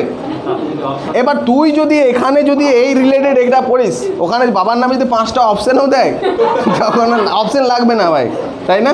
তো এখানেও ওইভাবেই পড়তে হবে জিনিস, টপিকটাকে যদি তুই বুঝে যাস ফ্যামিলির মতো, তাহলে তোকে আর কোনো অপশান ফপশান লাগবে না, তুই ডাইরেক্ট বল এটা মানে এটা, ঠিক আছে? মানে ওরা জানে তোকে মানে এখানে কনফিউশন আছে বলে 4টা অপশান দিচ্ছে, আর তোকে বাবার নামে অপশান দেবে না কেন? তুই কোনো কনফিউশন নেই, বুঝতে পেরেছিস তো? তোকে ওই জায়গাটা তুলতে হবে নিজেকে, তো তুই কোনো অপশান তো লাগবে না, তোর মাথায় সেজে থাকবে। তো আমরা ক্যাপিটাল, তাহলে আমরা রেভিনিউ রিসিপ্ট দেখলাম আর রেভিনিউ এক্সপেন্ডিচার দেখলাম। তাহলে আমরা যদি 100 টাকা এখানে আয় হলো, আমরা এখানে 100 টাকা খরচা করে দিচ্ছি, 1000 টাকা আয় হলে 1000 টাকা খরচা করে দিচ্ছি, বুঝতে পেরেছিস তো? তো এটা হচ্ছে আমরা যেই খাতে আয় করি সেই খাতেই খরচা করি, সরকারের একটা রেভিনিউ রিসিপ্ট করি আর রেভিনিউ এক্সপেন্ডিচার করি। আর একটা হচ্ছে ইন্টারেস্ট পেমেন্ট, এক্সপেন্ডিচারের মধ্যে আছে interest payment, very very important.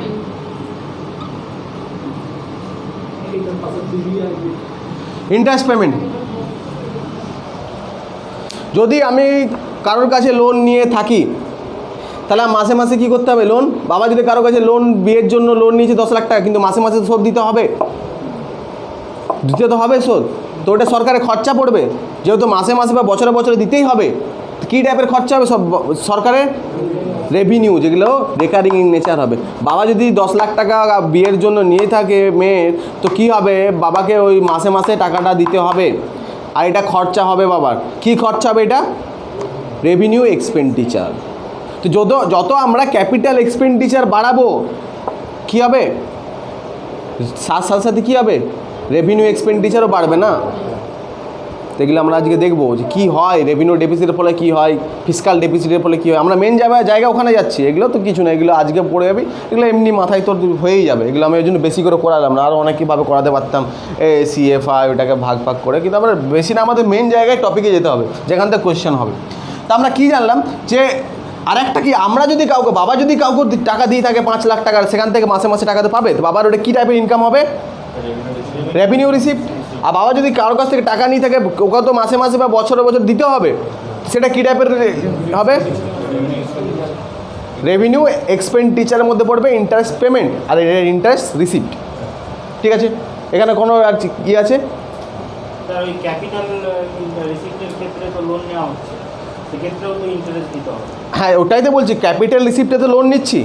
বাবা কি বললাম, মেয়ের বিয়ের জন্য মানে ক্যাপিটাল রিসিভ করছে বাবা, তো ওটা তো মাসে মাসে দিতেই হবে, ওটাও তো ইন্টারেস্ট দিতে হবে। ওই তো ইন্টারেস্ট পেমেন্ট, ওটাই তো বললাম রেভিনিউ এক্সপেন্ডিচার না, মাসে মাসে।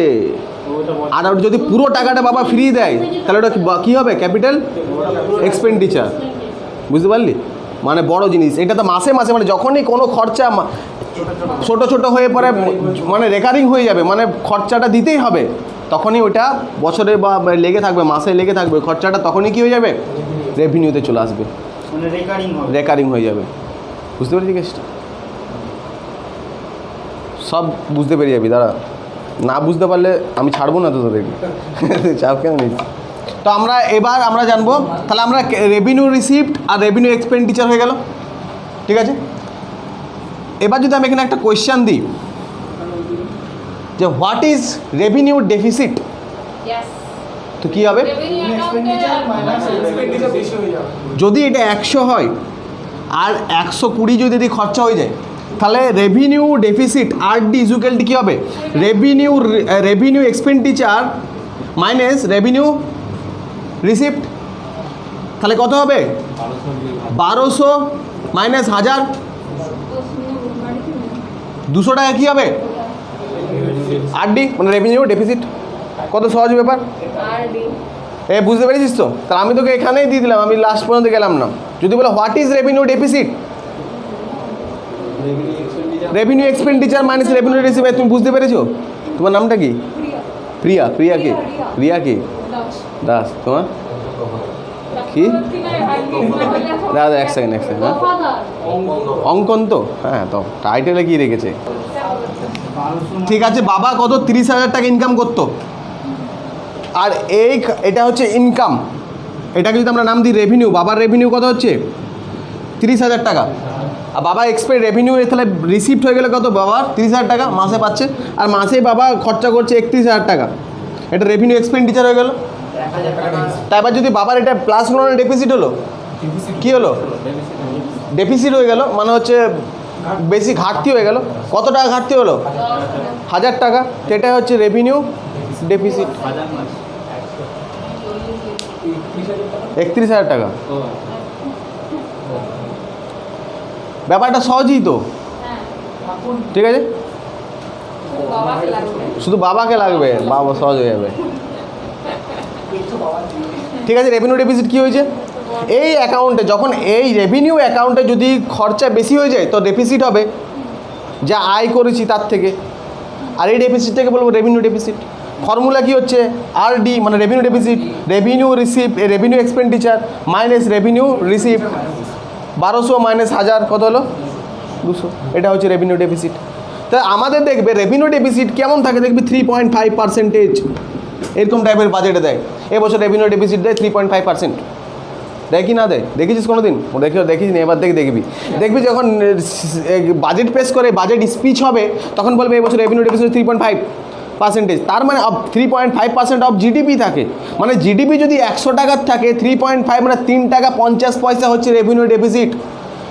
আর যদি বাজেটটা থাকে, মানে আমাদের জিডিপি কী বলে বাজেট থাকে, যদি জিডিপি ধরলে আমাদের 100 কোটি, তার 3.5% হচ্ছে রেভিনিউ ডেফিসিট। তো 100 কোটি জিডিপি যদি হয় তো 3.5% কত হবে, 3.5 কোটি, 3,50,00,000 হবে আমাদের রেভিনিউ ডেফিসিট, যেটা আমাদের 200 টাকা বেরিয়েছে।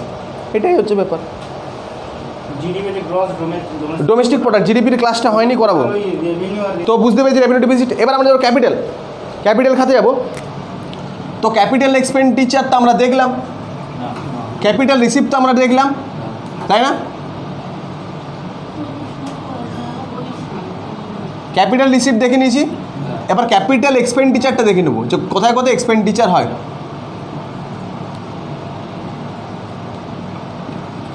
ক্যাপিটাল এক্সপেন্ডিচার দেখবো, ক্যাপিটাল রিসিপ্ট আমরা দেখে নিয়েছি।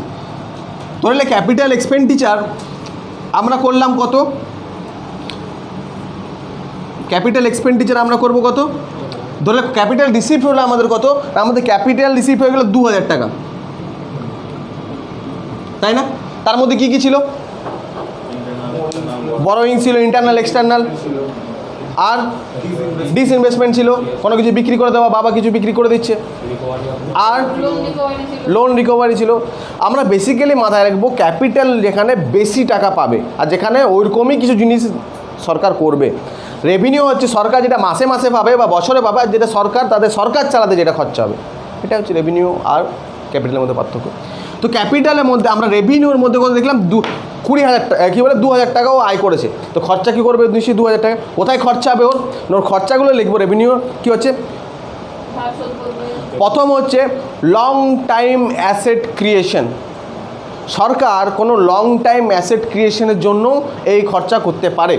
যেমন ধরো সরকার অনেক বড় বড় ব্রিজ বানাবে 40টা, বা বড় বড় বুলেট ট্রেন কিনবে, বা কোনো কিছু করবে সরকার, এই সব খরচা সরকার মাস থেকে, যেন বাবা যদি কোনো কিছু কিনবো ভাবে তখন মাসের টাকা থেকে, ওই বেতনের টাকা থেকে হয় না, তো সরকার বাবাকে কী করতে, কোনো কিছু বিক্রি করে টাকা করতে হয়, বা কখন থেকে, আর বাবা ওই টাকাটা যখন বিক্রি করবে, বা মেয়ের বিয়ের জন্য একটা টাকা আনলো 10 লাখ টাকা, ওটা কি আর এই পাশে খরচা করবে, তোকে দেবে বলে যে তুই 50টা টিউশন নে, আরও বেশি তুই এই খাবার খা, আরও বেশি মাছ মাংস নিয়ে আয়, এগুলো করবে?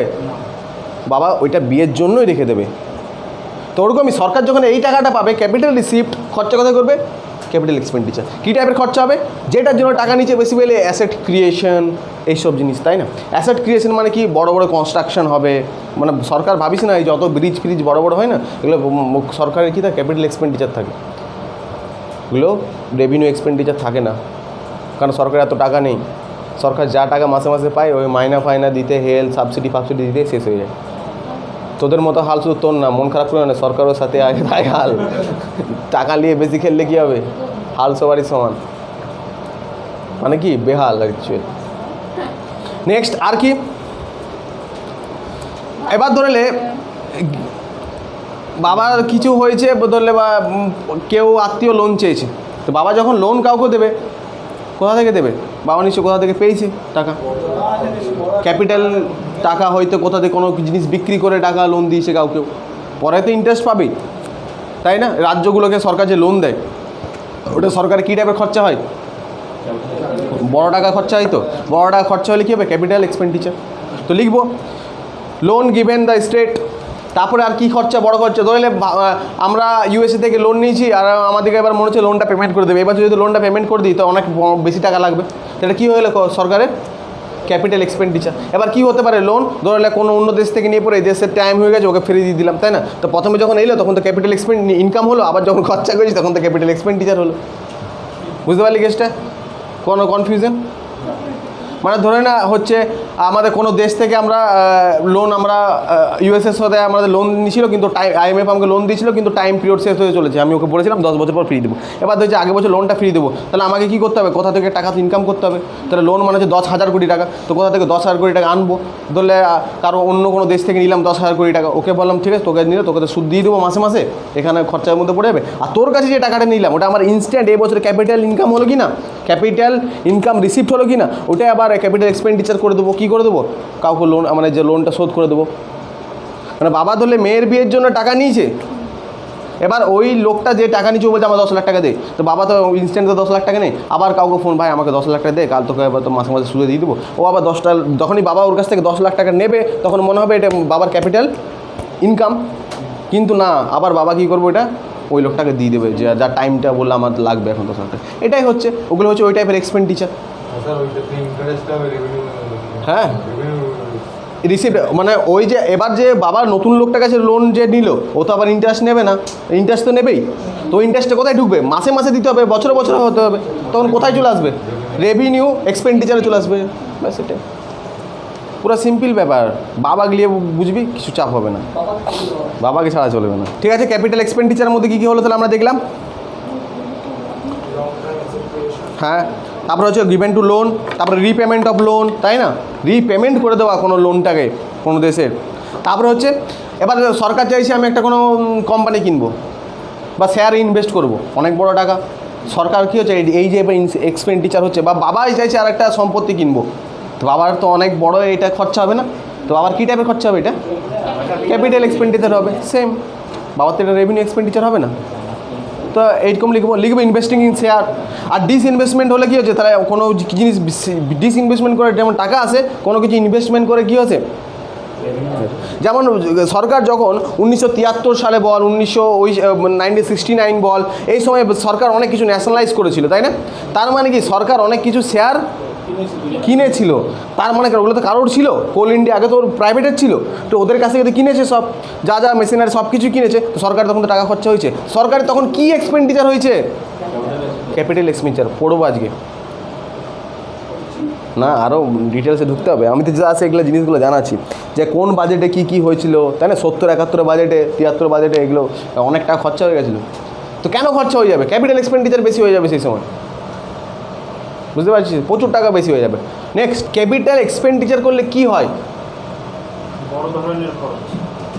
বড় ধরনের খরচ হয়। এখানে লাইবিলিটিটা কি হয়? রিডিউস হয়।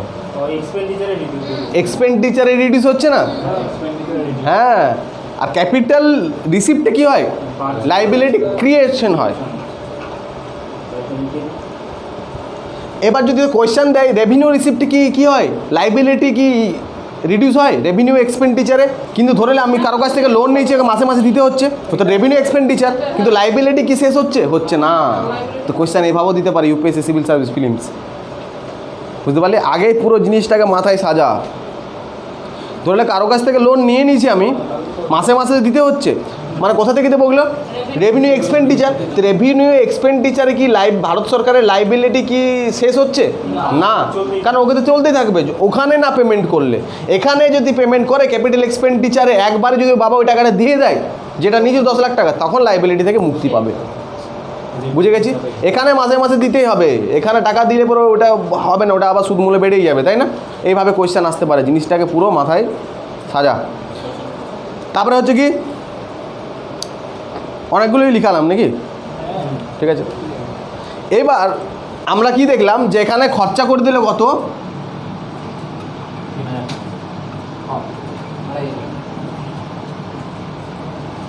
ক্লিয়ার? এবার আমরা বুঝি তাহলে। এবার বাজেট কি হয় না, বাজেট বেসিক্যালি 3 টাইপস বলেছিলাম। হয় সারপ্লাস হবে, নয় মানে হবে ব্যালেন্স হবে, আর নয় কি হবে ডেফিসিট হবে। তো বাজেট, আমরা যে বাজেটটা তৈরি করি বা বেসিক্যালি বাবা যে বাজেটটা বাড়িতে তৈরি করে, সে বাজেটটা অলওয়েজ বেসিক্যালি ডেফিসিটই করে। ঠিক আছে, চল এবার দেখে নে। এবার ডেফিসিট, কিন্তু ডেফিসিট আর 3 টাইপস, ভালো করে বুঝ। ডেফিসিট আর 3 টাইপ, 3 টাইপের ডেফিসিট হয়। ঠিক আছে, ডেফিসিট, আমরা যদি ডেফিসিট বাজেট আমরা একটু এই যে ছোটো করছি, ধরে লে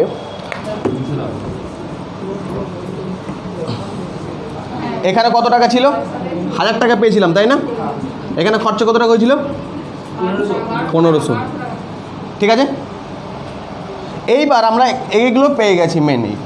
এবার আমরা কি জানছি যে ডেফিসিট, যেহেতু ডেফিসিট হয়েছে, বাজেট সারপ্লাস তো হয়নি, কারণ আমরা যে টোটাল এক্সপেন্ডিচার, আমরা টোটাল এক্সপেন্ডিচার কত হচ্ছে এখানে, টোটাল এক্সপেন্ডিচার বল 1500 প্লাস 25 কত, কত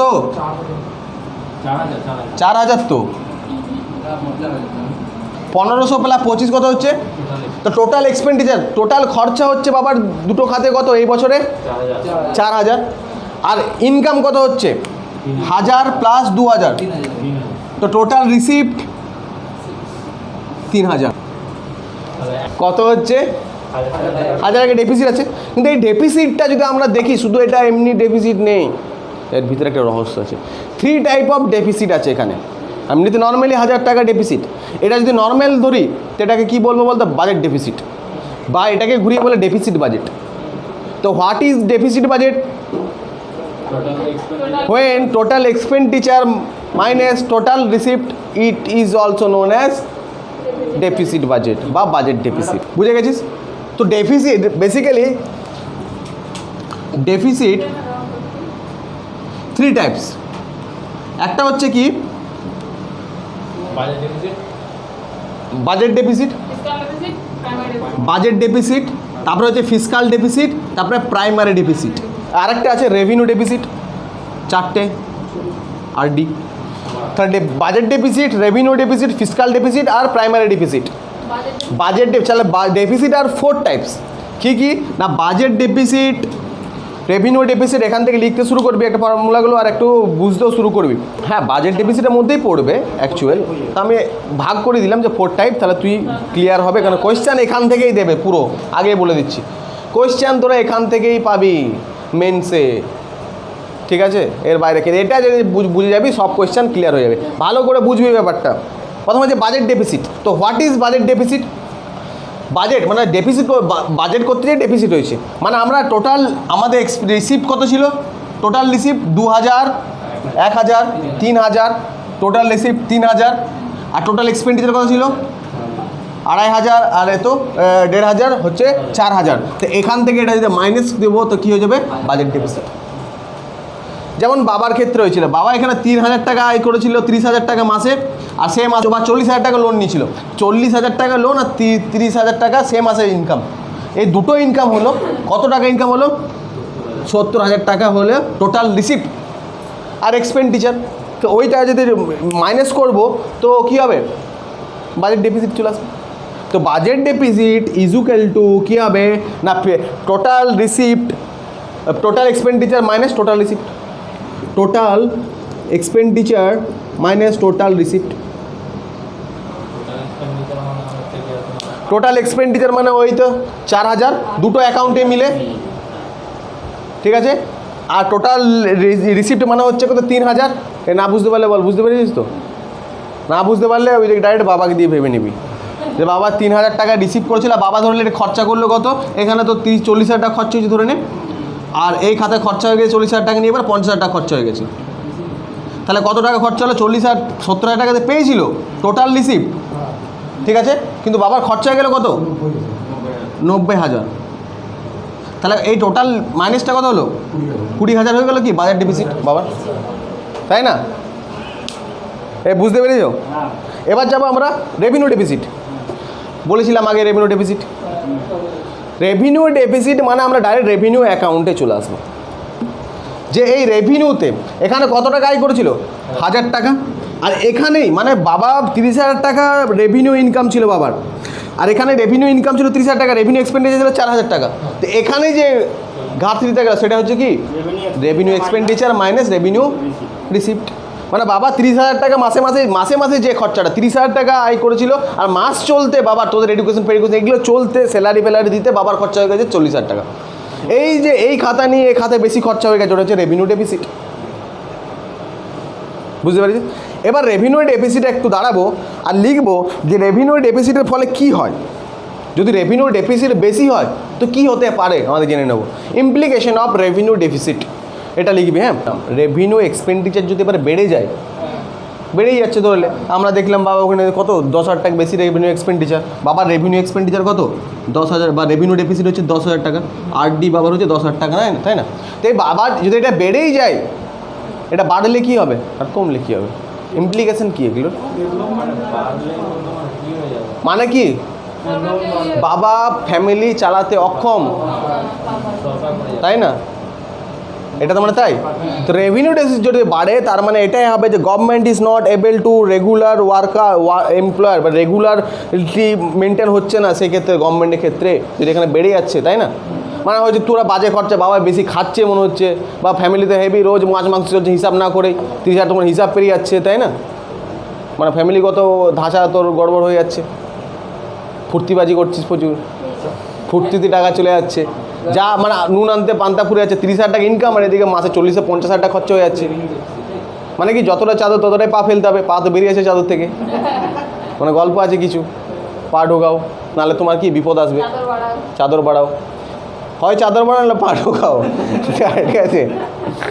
নাহলে এবারে এটার ফল্ট কী হবে, মশা কামড়াবে, ডেঙ্গু হবে, আবার বেশি খরচা হয়ে যাবে, এরকমই হয়। তো নেক্সট কী হবে, তো গভর্নমেন্ট এটার মানে এটা দেখা যাচ্ছে গভর্নমেন্ট ইজ ডিস সেভিং, গভর্নমেন্টে কোনো সেভিং হচ্ছে না। যদি বলে গভর্নমেন্ট সেভিং কোথা থেকে হবে, তাহলে কী হবে, এখান থেকে আমরা বুঝতে পারবো বাবার কোনো সেভিং হচ্ছে এখানে। যদি বাবা এরকম হয়, আর যদি বাবা সেভিং করে না এখান থেকে, কী হবে ফলে যে মেয়ের বিয়েটা নিজের টাকাতে দিতে পারবে, ক্যাপিটাল এক্সপেন্ডিচারগুলো নিজের টাকাতেই করতে পারবে, অন্য কারোর কাছে লোন হতে হবে না, সম্পত্তি বিক্রি করতে হবে না। বুঝতে পারছি কি এটা? ইউপিএসসি কোয়েশ্চেন এলে এইভাবে দেবে তোকে, বুঝতে পারলি?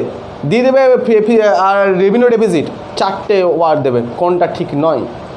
It's create inflation, it's create dissaving, এমনি 4টা। তুই তো তাহলে পড়েতে এসেছিলাম ভালোই, এতে দেখছি 1 নম্বর কোনো কোয়েশ্চেন নেই। তো তোকে আগে জিনিসটা ওই কোয়েশ্চেন থেকে ভয় খাবি না, জিনিসটা জেনে নে, তারপরে দেখবি কোনো কিছুই নয়। নেক্সট আর কি হতে পারে, কারণ এই খরচা বাড়লে এবার তোর যদি বাবার এই খরচাটা বেড়ে যাচ্ছে, তো খরচাটা তো পূরণ করতে হবে রে ভাই। মানে ধরে নে মাছ কিনে নিয়েছে বাবা, আগে তো মাসে মাছ খেতাম 2-4 বার মাংস, এখন তো মস্তি হয়েছে রোজ 2-3 দিন পর মাংস খেয়েছে, তাহলে কি খরচা পড়ে 30,000 থেকে 40,000 হয়ে গেছে। তো যে বেশি 10,000 টাকা সেটা তো পেমেন্ট করতে হবে, লোকটা তো ছাড়বে না, বুঝতে পেরেছিস? নাহলে কী করবে, পেট থেকে তো মাছ মাংস বার করতে পারবে না, 2-4 ভাগ করে দিতে পারে তোকে বাবাকে, ঠিক আছে? তো এই জন্য কি ও টাকা তো পেমেন্ট করতে হবে, তো টাকা পেমেন্টের জন্য সরকারকে কী করতে হবে, আবার লোন নিতে হবে, মানে আবার কি বাড়তে হবে, ক্যাপিটাল এক্সপেন্ডিচার বেড়ে যাবে, তাই না?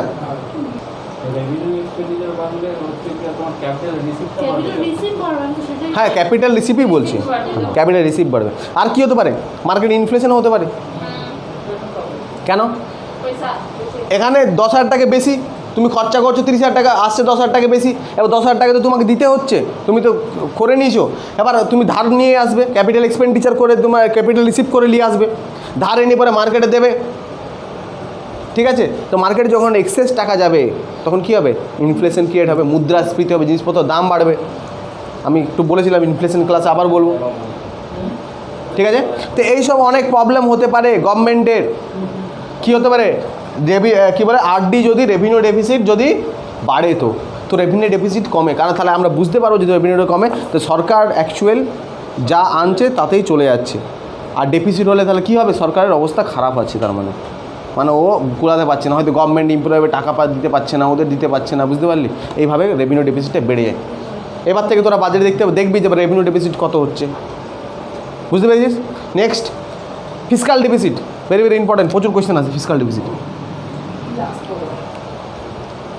ফিসকাল ডেফিসিট কি লিখবো, ফিসকাল ডেফিসিট লিখবো টোটাল এক্সপেন্ডিচার একদম এই কথাটাই চলে আসবে, total expenditure minus total receipt, আবার ফিসকাল ডিফিসিট।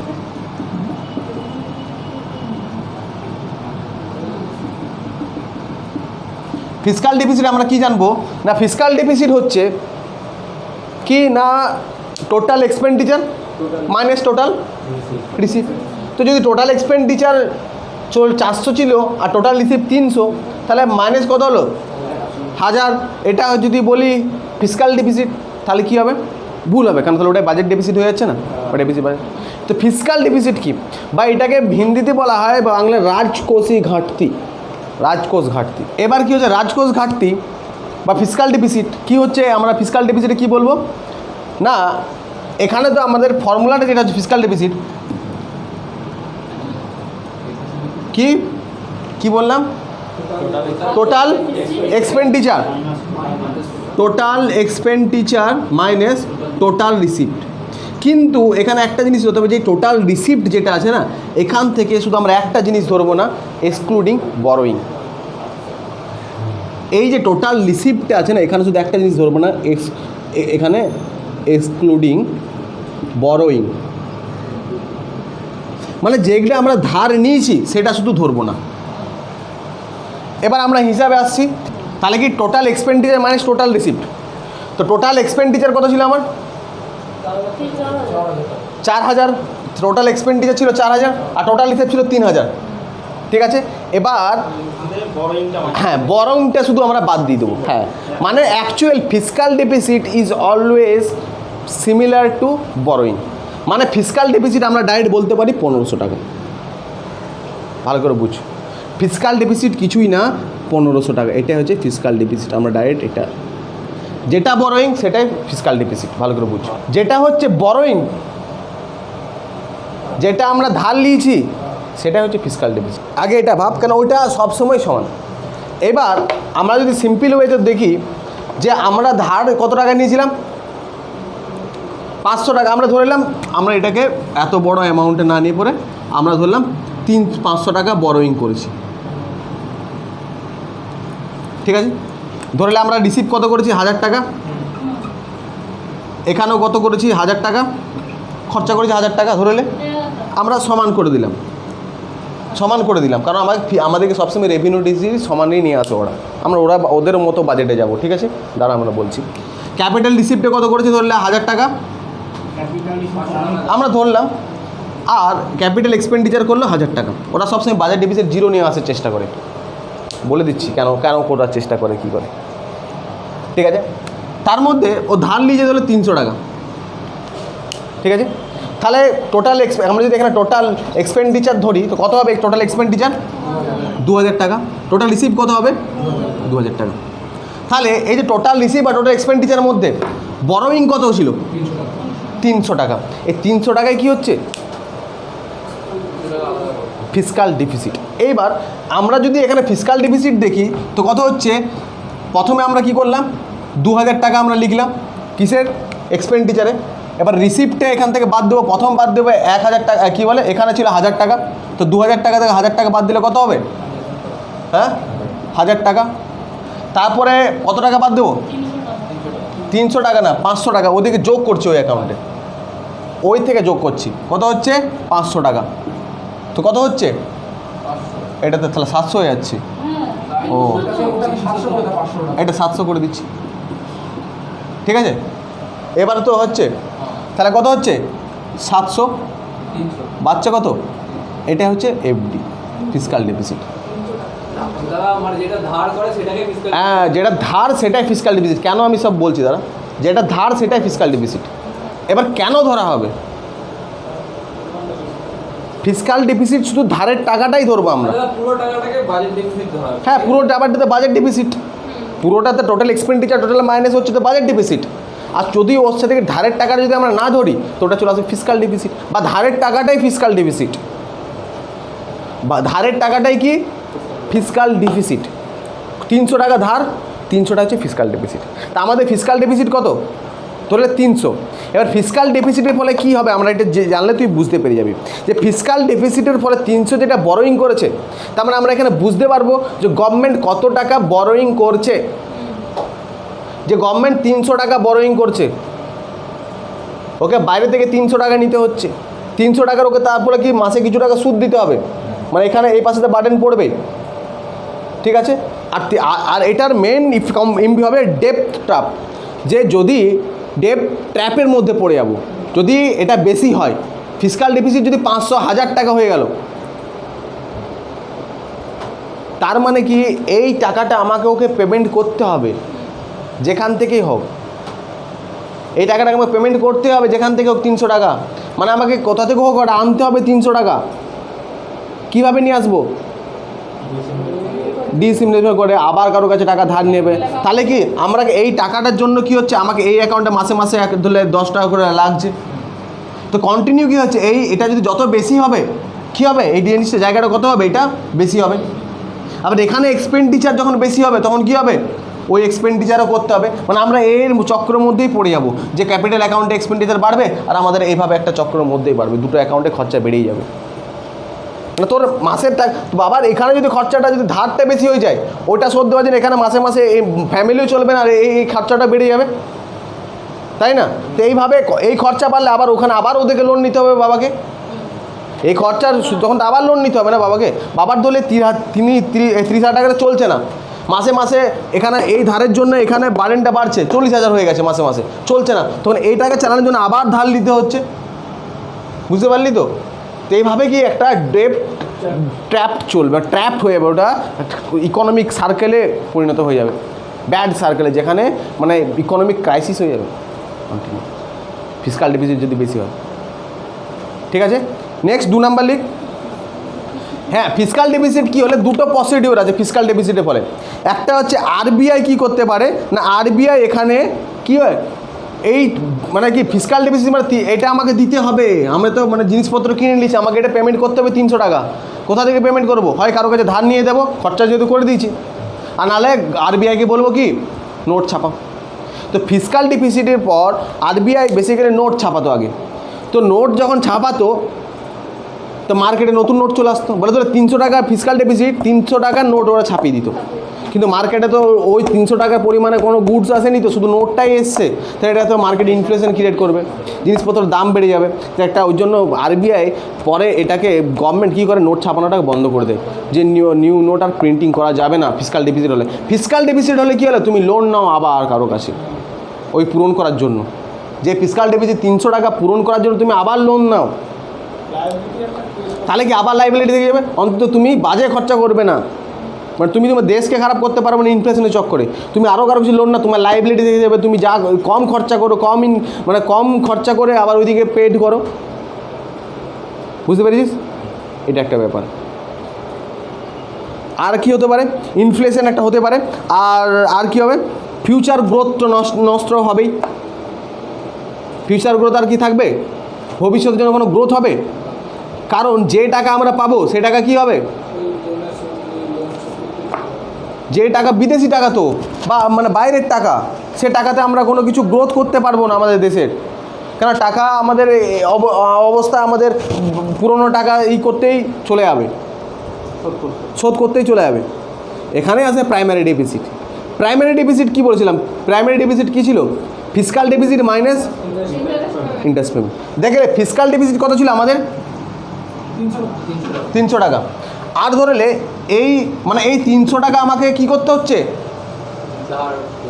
ধার করতে হচ্ছে, মানে কি 300 টাকা খরচা করেছি আমি, 300 টাকা আসবে আমার কাছে, এখন ভালো করে বুঝ এই ব্যাপারটা, ভালো করে বুঝ, মানে 300 টাকা খরচা করে দিয়েছি, ফিসকাল ডেফিসিট 300 টাকা, মানে 300 টাকা আমাকে বিদেশ থেকে আনতে হবে বা দেশের ভিতর থেকে আনতে হবে 300 টাকা, ঠিক আছে। আর 300 টাকা ধরলে আমরা নিয়ে এলাম, আর এখানে একটা খরচা আছে interest, capital expenditure, interest payment, বুঝতে পারলি। আর তাহলে ইন্টারেস্ট পেমেন্ট করছে আমি, এবছর এত ইন্টারেস্ট চেপে গেছে যে আমার ইন্টারেস্ট পেমেন্ট হয়ে গেছে ধরো 400 টাকা, 400 টাকা ইন্টারেস্ট পেমেন্ট করছে, মানে আমি টাকা নিচ্ছি 300 টাকা, আর আমাকে শুধু ইন্টারেস্ট পেমেন্ট করতে হচ্ছে কত, তো কী হচ্ছে প্রাইমারি, মানে আবার 100 টাকা ডেফিসিট হয়ে যাচ্ছে, ভালো করে বুঝ, মানে যে টাকা নিচ্ছি পেমেন্ট করার জন্য ফিসকাল ডেফিসিটে, ফিসকাল ডেফিসিটটা কী করার জন্য, যে 300 টাকা ফিসকাল ডেফিসিট 300 টাকা পাবো, ওই টাকাটার কত টাকা আমাদের ইকোনমিতে অ্যাপ্লাই হচ্ছে সেটা দেখব। না 300 টাকা নিচ্ছি ইন্টারেস্ট পেমেন্টের জন্য, এটা আমাদের ইকোনমিতে কিছু ভালো হবে? হবেই না, কিছু লাগছেই না, শুধু ইন্টারেস্ট। ওই জন্য আমরা প্রাইমারি ডেফিসিট দিয়ে বুঝতে পারি যে দেশে অ্যাকচুয়াল কত টাকা ডেভেলপমেন্টে কাজে লাগবে, কত টাকা ডিফেন্সে, কত টাকা আমাদের দেশে কাজে লাগবে। না এই ডেফিসিটটা শুধু লোন শোধ করার জন্যই যাচ্ছে, যেগুলো প্রিভিয়াস ইয়ারের লোন আছে। এই প্রাইমারি ডেফিসিট দিয়ে আমরা এটা বুঝতে পারবো যে আমরা যে টাকাটা নিচ্ছি সেই টাকাটা কোথায় খরচা হচ্ছে। হ্যাঁ, মানে ইন্টারেস্ট পেমেন্টেই খরচা হচ্ছে না, এই বছরে এখান থেকে কিছু টাকা বাঁচবে কি বাঁচবে না। না প্রাইমারি ডেফিসিট কত ছিল? 300 টাকা ছিল কি না? এখান থেকে কি ইন্টারেস্ট পেমেন্ট বাদ দিতে বলছে? তো ইন্টারেস্ট পেমেন্ট আমরা ধরেছিলাম 400 টাকা। তো যদি এখান থেকে 400 টাকা বাদ দিই তাহলে কী হবে? -100 টাকা। মানে যে টাকাটা নেব অ্যাকচুয়ালি বাবা মেয়ের বিয়ের জন্য 300 টাকা নিবে ভাবছে, কিন্তু আগের যে লোনগুলো নিয়েছিল তার শোধ করতেই বেরিয়ে যাচ্ছে, আর মাইনাস আবার 100 টাকার জন্য ওকে আবার বেরোতে হবে। মানে কি বিয়েটা হবে না? আর যদি এই ইন্টারেস্ট পেমেন্ট যদি থাকতো মাত্র 10 টাকা, তাহলে কত? 300 টাকা ফিসকাল, 300 টাকা ও নিচ্ছে, আর 10 টাকা ওকে পেমেন্টে খরচা করতে হবে। তা বাঁচলে আর কত টাকা? 290 টাকা। যেটা কী হবে এবার? এই টাকাটা ভারতে থাকবে, আর যেটা ডেভেলপমেন্টে কাজে লাগবে। এই টাকাটা আর তো বেরোবে না। লাইবিলিটি তো থাকবে, কিন্তু ওইটা দেশ যেটার জন্য আনলাম, আমাদের কি হয়, দেশ লোন শোধ করার জন্য লোন নেয় না। ওটাই হচ্ছে প্রাইমারি ডেফিসিট থেকে দেখতে পাবো। সবাই বলে না যে ইন্ডিয়া যা টাকা পায় সেটা আবার লোন শোধ করার জন্য লোন নেয়। যে লোনটা নিচ্ছি, যেটা প্রায় লোন মানে কি বললাম আমি? Fiscal deficit. তো ওই ফিসকাল ডেফিসিট থেকে আমরা কিছু টাকা বাঁচাতে পারছি কি না, সেটা হচ্ছে প্রাইমারি ডেফিসিট। ওটা থেকে ইন্টারেস্ট কত পড়ছে দেখে নেবো। যে প্রিভিয়াস ইন্টারেস্ট আমার পড়ে যাচ্ছে, যদি 300 টাকা থেকে 300 টাকা ইন্টারেস্টেই পড়ে যাচ্ছে, তাহলে কী হবে? কোনো লাভ হবে না আমাদের। তো প্রাইমারি ডেফিসিট আমরা কেন দেখছি? অ্যাকচুয়াল ডেভেলপমেন্ট পারপাসে কত টাকা খরচা হচ্ছে, যেগুলো বাইরে থেকে যে লোনটা নিচ্ছি সেটা, বা যে লোন নিলাম যেটা, যে ডেফিসিটটা আমাদের দেখালো, ওই ডেফিসিটটা কিসের? যে ডেফিসিট মানে কি এই টাকাটা আমরা খরচা করে ফেলেছি, এই টাকা আমাদেরকে দিতে হবে। তো কিসের জন্য দিতে হবে? ওটা কি তুমি লোনের জন্য নিয়েছো, লোন শোধ করার জন্য নিয়েছো? না, যদি দেখবে না ও মাত্র 10 টাকা লোন আছে, তাহলে তো 290 টাকা হয়তো আমাদের এডুকেশনের খরচা হচ্ছে, নয় ব্রিজ তৈরি হচ্ছে। হ্যাঁ, লাইবিলিটি থাকছে, সেটা পরে দেবো, কিন্তু খরচাটা কোথায় হচ্ছে সেটা তো দেখতে হবে রে ভাই। তো আমরা কি জানলাম যে রেভিনিউ ডেফিসিট, রেভিনিউ এক্সপেন্ডিচার মানে রেভিনিউ রিসিপ্ট। ফিসকাল ডেফিসিট হচ্ছে আমাদের শুধু লোনটা যদি বাদ দিয়ে দিই, এই লোনটাই হচ্ছে কি ফিসকাল ডেফিসিট। এইটা কী ছিল? Total expenditure minus total receipt, excluding কী ছিল? বরোয়িং, তাই না? আমরা বরোয়িংটা বাদ দিয়ে যদি পার্ট করে দেখি আমরা ফিসকাল ডেফিসিট পেয়ে যাবো। প্রাইমারি ডেফিসিট কী ছিল? ফিসকাল ডেফিসিট থেকে ইন্টারেস্ট বাদ দিয়ে দেবো। ফিসকাল ডেফিসিট মানে বুঝে যায় যে কত টাকা অ্যাকচুয়াল ডেফিসিট আছে, মানে এখনও আমাদেরকে দিতে হবে ওই টাকাটা। মানে আমরা দেখলাম 300 টাকা অ্যাকচুয়ালি এটা নেই, মানে কি এই যে ফিসকাল ডেফিসিট লোনটা বাদ দিলাম, তাহলে কী হলো? দেখলে 1000 এদিকে 2000 টাকা ছিল, বাজেট ডেফিসিট 0 ছিল। অ্যাকচুয়ালি বাজেট ডেফিসিট আমাদের গভর্নমেন্ট রেখেছে 0, ঠিকই আছে। এখানে 1000, এখানে 1000, এখানে 1000, এখানে 1000। কিন্তু যখন দেখলাম ফিসকাল ডেফিসিট, তখন দেখলাম এখানেও 1000 আছে, এখানেও 1000 আছে। বরোয়িংটা দেখলাম, বরোয়িংটা বাদ দিয়ে দেখবো, বরোয়িংটা বাদ দিয়ে দেখছি তো এখানে কত হচ্ছে। একদম প্রথমে টোটাল এক্সপেন্ডিচারে তো আমরা পড়ে গেলাম, আমরা টোটাল রিসিপ্টে তো আমরা কত এক্সপেন্ডিচারে 2000 পেয়ে গেলাম, ঠিক আছে। টোটাল যখন রিসিপ্টটা দেখতে যাবো যে কত টাকা এসেছে, তখন দেখছি এখানে 100 টাকা এসছে, মানে 1000 টাকা এসছে, মানে এই রিসিপ্টটা তো ঠিক আছে, এটা আমাকে কাউকে দিতে পেতে হবে না। এখানে যখন দেখছি 700 টাকা তো ক্যাপিটাল, এটা আমরা বিক্রি করে পেয়েছি, মানে 700 টাকা, মানে কত হলো? আর 1000 থেকে 700 বাদ দিলাম, মানে আর কত টাকা করতে হবে? 300 টাকা। মানে 300 টাকা মানে এটা আমাকে ধার নিতেই হবে। আর এই ডেফিসিটটাকেই বলছে কি? Fiscal deficit. মানে এই 300 টাকা আমাকে ধার নিতেই হবে, কারণ খরচা তো আমি করেই ফেলেছি 4000 টাকা, যেটা আগেই বলেছি 2000 টাকা খরচা হয়ে গেছে, এটা ধার নিতে হবে। আর যখন তুই বললাম এটা ধার কেন নিতে হবে, এবার দেখবো তো যে তুমি যে 3000 টাকা ধার কেন নিচ্ছ 300 টাকা। তাহলে কি প্রাইমারি ডেফিসিট দেখলাম যে তুমি এটা ধার দেশের জন্য নিচ্ছ না তুমি সুদ দেওয়ার জন্য নিচ্ছ, তখন প্রাইমারি ডেফিসিট টাকাটা। যে fiscal deficit minus interest payment, যে তুমি ইন্টারেস্ট পেমেন্ট কত আছে, যদি দেখলে ইন্টারেস্ট পেমেন্ট আছে 5 টাকা, তাহলে কি 300 টাকা নিয়েছে, 5 টাকা বাদ দিলাম, মানে এর ইন্টারেস্ট ঠিক আছে, এর বাকি 295 টাকা নিজের কাজে দেশের কাজে লাগাবে। আর দেখলাম ওই রিসিপ্টটা আছে ওর 300 টাকা, মানে জিরো। কী হবে তাহলে? প্রাইমারি ডেফিসিট আর কিছু থাকবে না। মনে রাখবে একমাত্র প্রাইমারি ডেফিসিট এমন আছে, সব ডেফিসিট বাড়লে না কমে, ডেফিসিট বাড়া ভালো না কমা ভালো? বাজেট ডেফিসিট 0 হওয়া ভালো, রেভিনিউ ডেফিসিট 100 টাকা আয় 100 টাকা করা ভালো, ক্যাপিটাল ডেফিসিট 100 টাকা আয় 100 টাকা করাই ভালো, তাই না? সব ডেফিসিট কমা ভালো বা 0 থাকা ভালো, একমাত্র প্রাইমারি ডেফিসিট বাড়া ভালো। জানিস তো, প্রাইমারি ডেফিসিট যদি বাড়ে তো ভালো। কেন, কীভাবে? কারণ আমরা প্রাইমারি ডেফিসিটের ফর্মুলাটা কী বলেছিলাম? প্রাইমারি ডেফিসিট ফিসকাল ডেফিসিট, ঠিক আছে? তো এটা কখন 0 আসবে? যখন এটা 100 হবে আর এটা 100 হবে। ভালো করে দেখ, ভালো করে বুঝ। তাহলে 100 টাকা ফিসকাল ডেফিসিট ছিল, মানে 100 টাকা লাগতো, আর ইন্টারেস্ট যদি কত ইন্টারেস্ট পেমেন্ট করে দিচ্ছি 100 টাকা, তাহলে বাঁচা হবে কত? 0। তাহলে কী হবে? আমাদের কোনো লাভ হবে? আমি যেটা বলছিলাম, তো এটা সবসময় ফিসকাল ডেফিসিট বাড়া ভালো। বাড়বে কখন তাহলে? যখন ইন্টারেস্টটা ফিসকাল 100 টাকা, ইন্টারেস্ট মাত্র 10 টাকা দিতে হয়েছে, বাড়ছে কত? 90 টাকা। তা বাড়লো কি না? প্রাইমারি ডেফিসিট অলওয়েজ বাড়াই ভালো, সিম্বল, তাই না? তুই এটা জানতিস না? এগুলো অ্যানালাইসিস কোয়েশ্চেন হবে, ঠিক আছে? একমাত্র প্রাইমারি ডেফিসিটে প্রথম কোনো ডেফিসিটে ভালো, বুঝতে পেরেছিস তো? ওই দিক দিয়ে। আর প্রাইমারি ডেফিসিটে ফলে এখানে ইমপ্লিমেশন কি এর, যে যত টাকা লোন করবে তার কত টাকা ডেভেলপমেন্টে খরচা হবে সেটাই আমরা এখানে দেখি, তাই না? যদি প্রাইমারি ডেফিসিট বেশি থাকে তার মানে দেখবো যে হ্যাঁ এত টাকা বাড়ছে, তাহলে এত টাকা আমরা ডেভেলপমেন্টে খরচা হবে। আর যদি ওটা 0 হয়ে যায় বা কমে কমে আসে, তাহলে বলবো কেস খারাপ আছে। মানে যা টাকা লোন করছে তা টাকায় কী করছে? ইন্টারেস্ট দিচ্ছে। বুঝতে পেরেছিস কেসটা? কোনো কনফিউশন নেই তো? নেক্সট চলে যাক, ইফেক্টিভ রেভিনিউ ডেফিসিট আরেকটা আছে। এটা ডেফিনিশনে লিখবো, রেভিনিউ ডেফিসিট থেকে বা revenue deficit minus state, minus দিয়ে পরে লিখবো state capital expenditure, states capital expenditure. এটা ফর্মুলা হচ্ছে ইফেক্টিভ রেভিনিউ ডেফিসিট। আমরা এটাতে বলতে পারি fiscal deficit is equal to কি? বরোয়িং, যেটা ফিসকাল ডেফিসিট সেটাই বরোয়িং, ঠিক আছে? আর যদি এই বরোয়িং তোকে বিভিন্ন দিক দিয়ে দেবে, মাইনাস যদি দিই ইন্টারেস্ট পেমেন্ট আইপি, তো কী হবে? Primary deficit. যে কোনো দিক দিয়ে তোকে ঘুরিয়ে দেবে কোশ্চেন, আগে ভাববি চুপ করে যে কি দিচ্ছে। আগে আমাদের কিছু ভুল হতো, আমরা কি করতাম? ফিসকাল ডেফিসিট, প্রাইমারি ডেফিসিট বার কী বলে, total expenditure, expenditure total income বার করতাম, ওখান থেকে বাদ দিতাম, তাই না? তখন তো আমাদের 300 আসতো না, আমাদেরকে 700 আসতো। তো ফিসকাল ডেফিসিট আমরা ভাবতাম পুরোটা ফিসকাল ডেফিসিট, তাই না?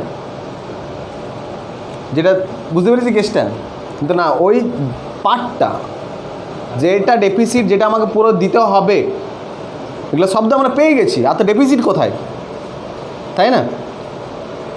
ওই যে যেটা পাচ্ছি না, যে এটা আমাকে বাইরে থেকে নিতে হবে 300 টাকা খরচা করে ফেলেছি, এই 300 টাকাটাই বলছি ফিসকাল ডেফিসিট।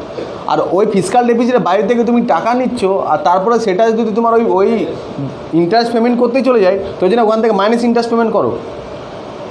তো fiscal deficit minus interest payment যখন লাগাই, তখনই বুঝতে পারি যে দেশের লাভ আছে না ক্ষতি আছে টাকাটা, বুঝতে পারলে?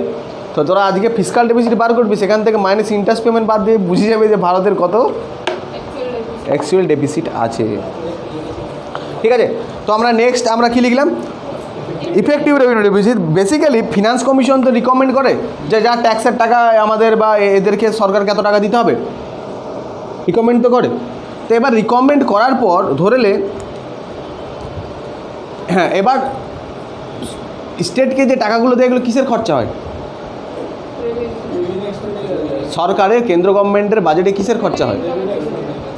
স্টেটকে যে টাকাগুলো দেয় বললাম রেভিনিউ এক্সপেন্ডিচার। তো রেভিনিউ এক্সপেন্ডিচার টাকা দেয়, কিন্তু সরকারগুলো ওই খরচাগুলো ক্যাপিটাল এক্সপেন্ডিচার করে, স্টেট গভর্নমেন্ট সেগুলোকে ক্যাপিটাল এক্সপেন্ডিচার করে, বুঝতে পারলি? যেমন ধরলে স্কুল ঘাট তৈরি করছে বা একটা ব্রিজ তৈরি করছে, এগুলো হচ্ছে ক্যাপিটাল এক্সপেন্ডিচার, বুঝতে পারলি? হ্যাঁ হ্যাঁ, একদম একদম ওটাই। তো এবার ওগুলো সরকার, রাজ্য সরকার ক্যাপিটাল এক্সপেন্ডিচার করে। তো রাজ্য সরকার যখন ওগুলো ক্যাপিটাল এক্সপেন্ডিচার করে, কিন্তু এগুলো তাহলে কী হচ্ছে, তো ওটাতে রেভিনিউ ডেফিসিট তো হচ্ছে না অ্যাকচুয়ালি, রেভিনিউ যে ডেফিসিট।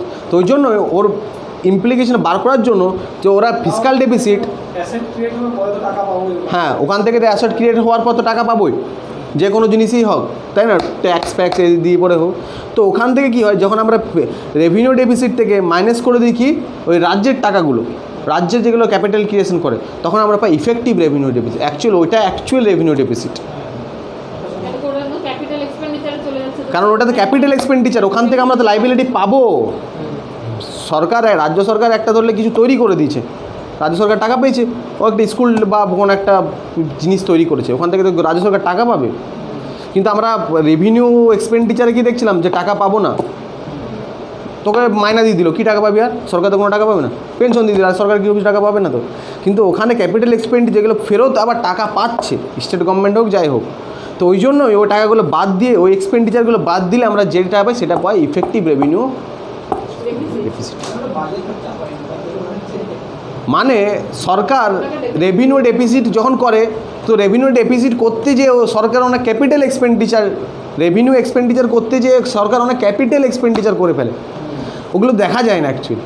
কিন্তু ওগুলো যখন আবার প্রথমে পরে যখন ওগুলো বাদ দেয় না টাকাগুলো, তারপরে অ্যাকচুয়াল আসে ইফেক্টিভ রেভিনিউ ডেফিসিট। ওটা কেন্দ্র গভর্নমেন্ট করে না, রাজ্য গভর্নমেন্ট করে ফেলে।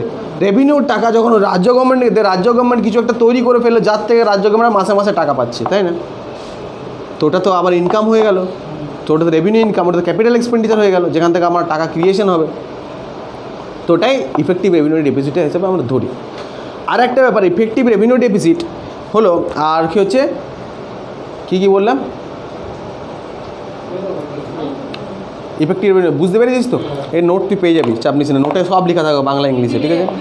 তাহলে আমরা primary deficit, fiscal deficit, budget deficit, এগুলো সব বুঝে গেছি।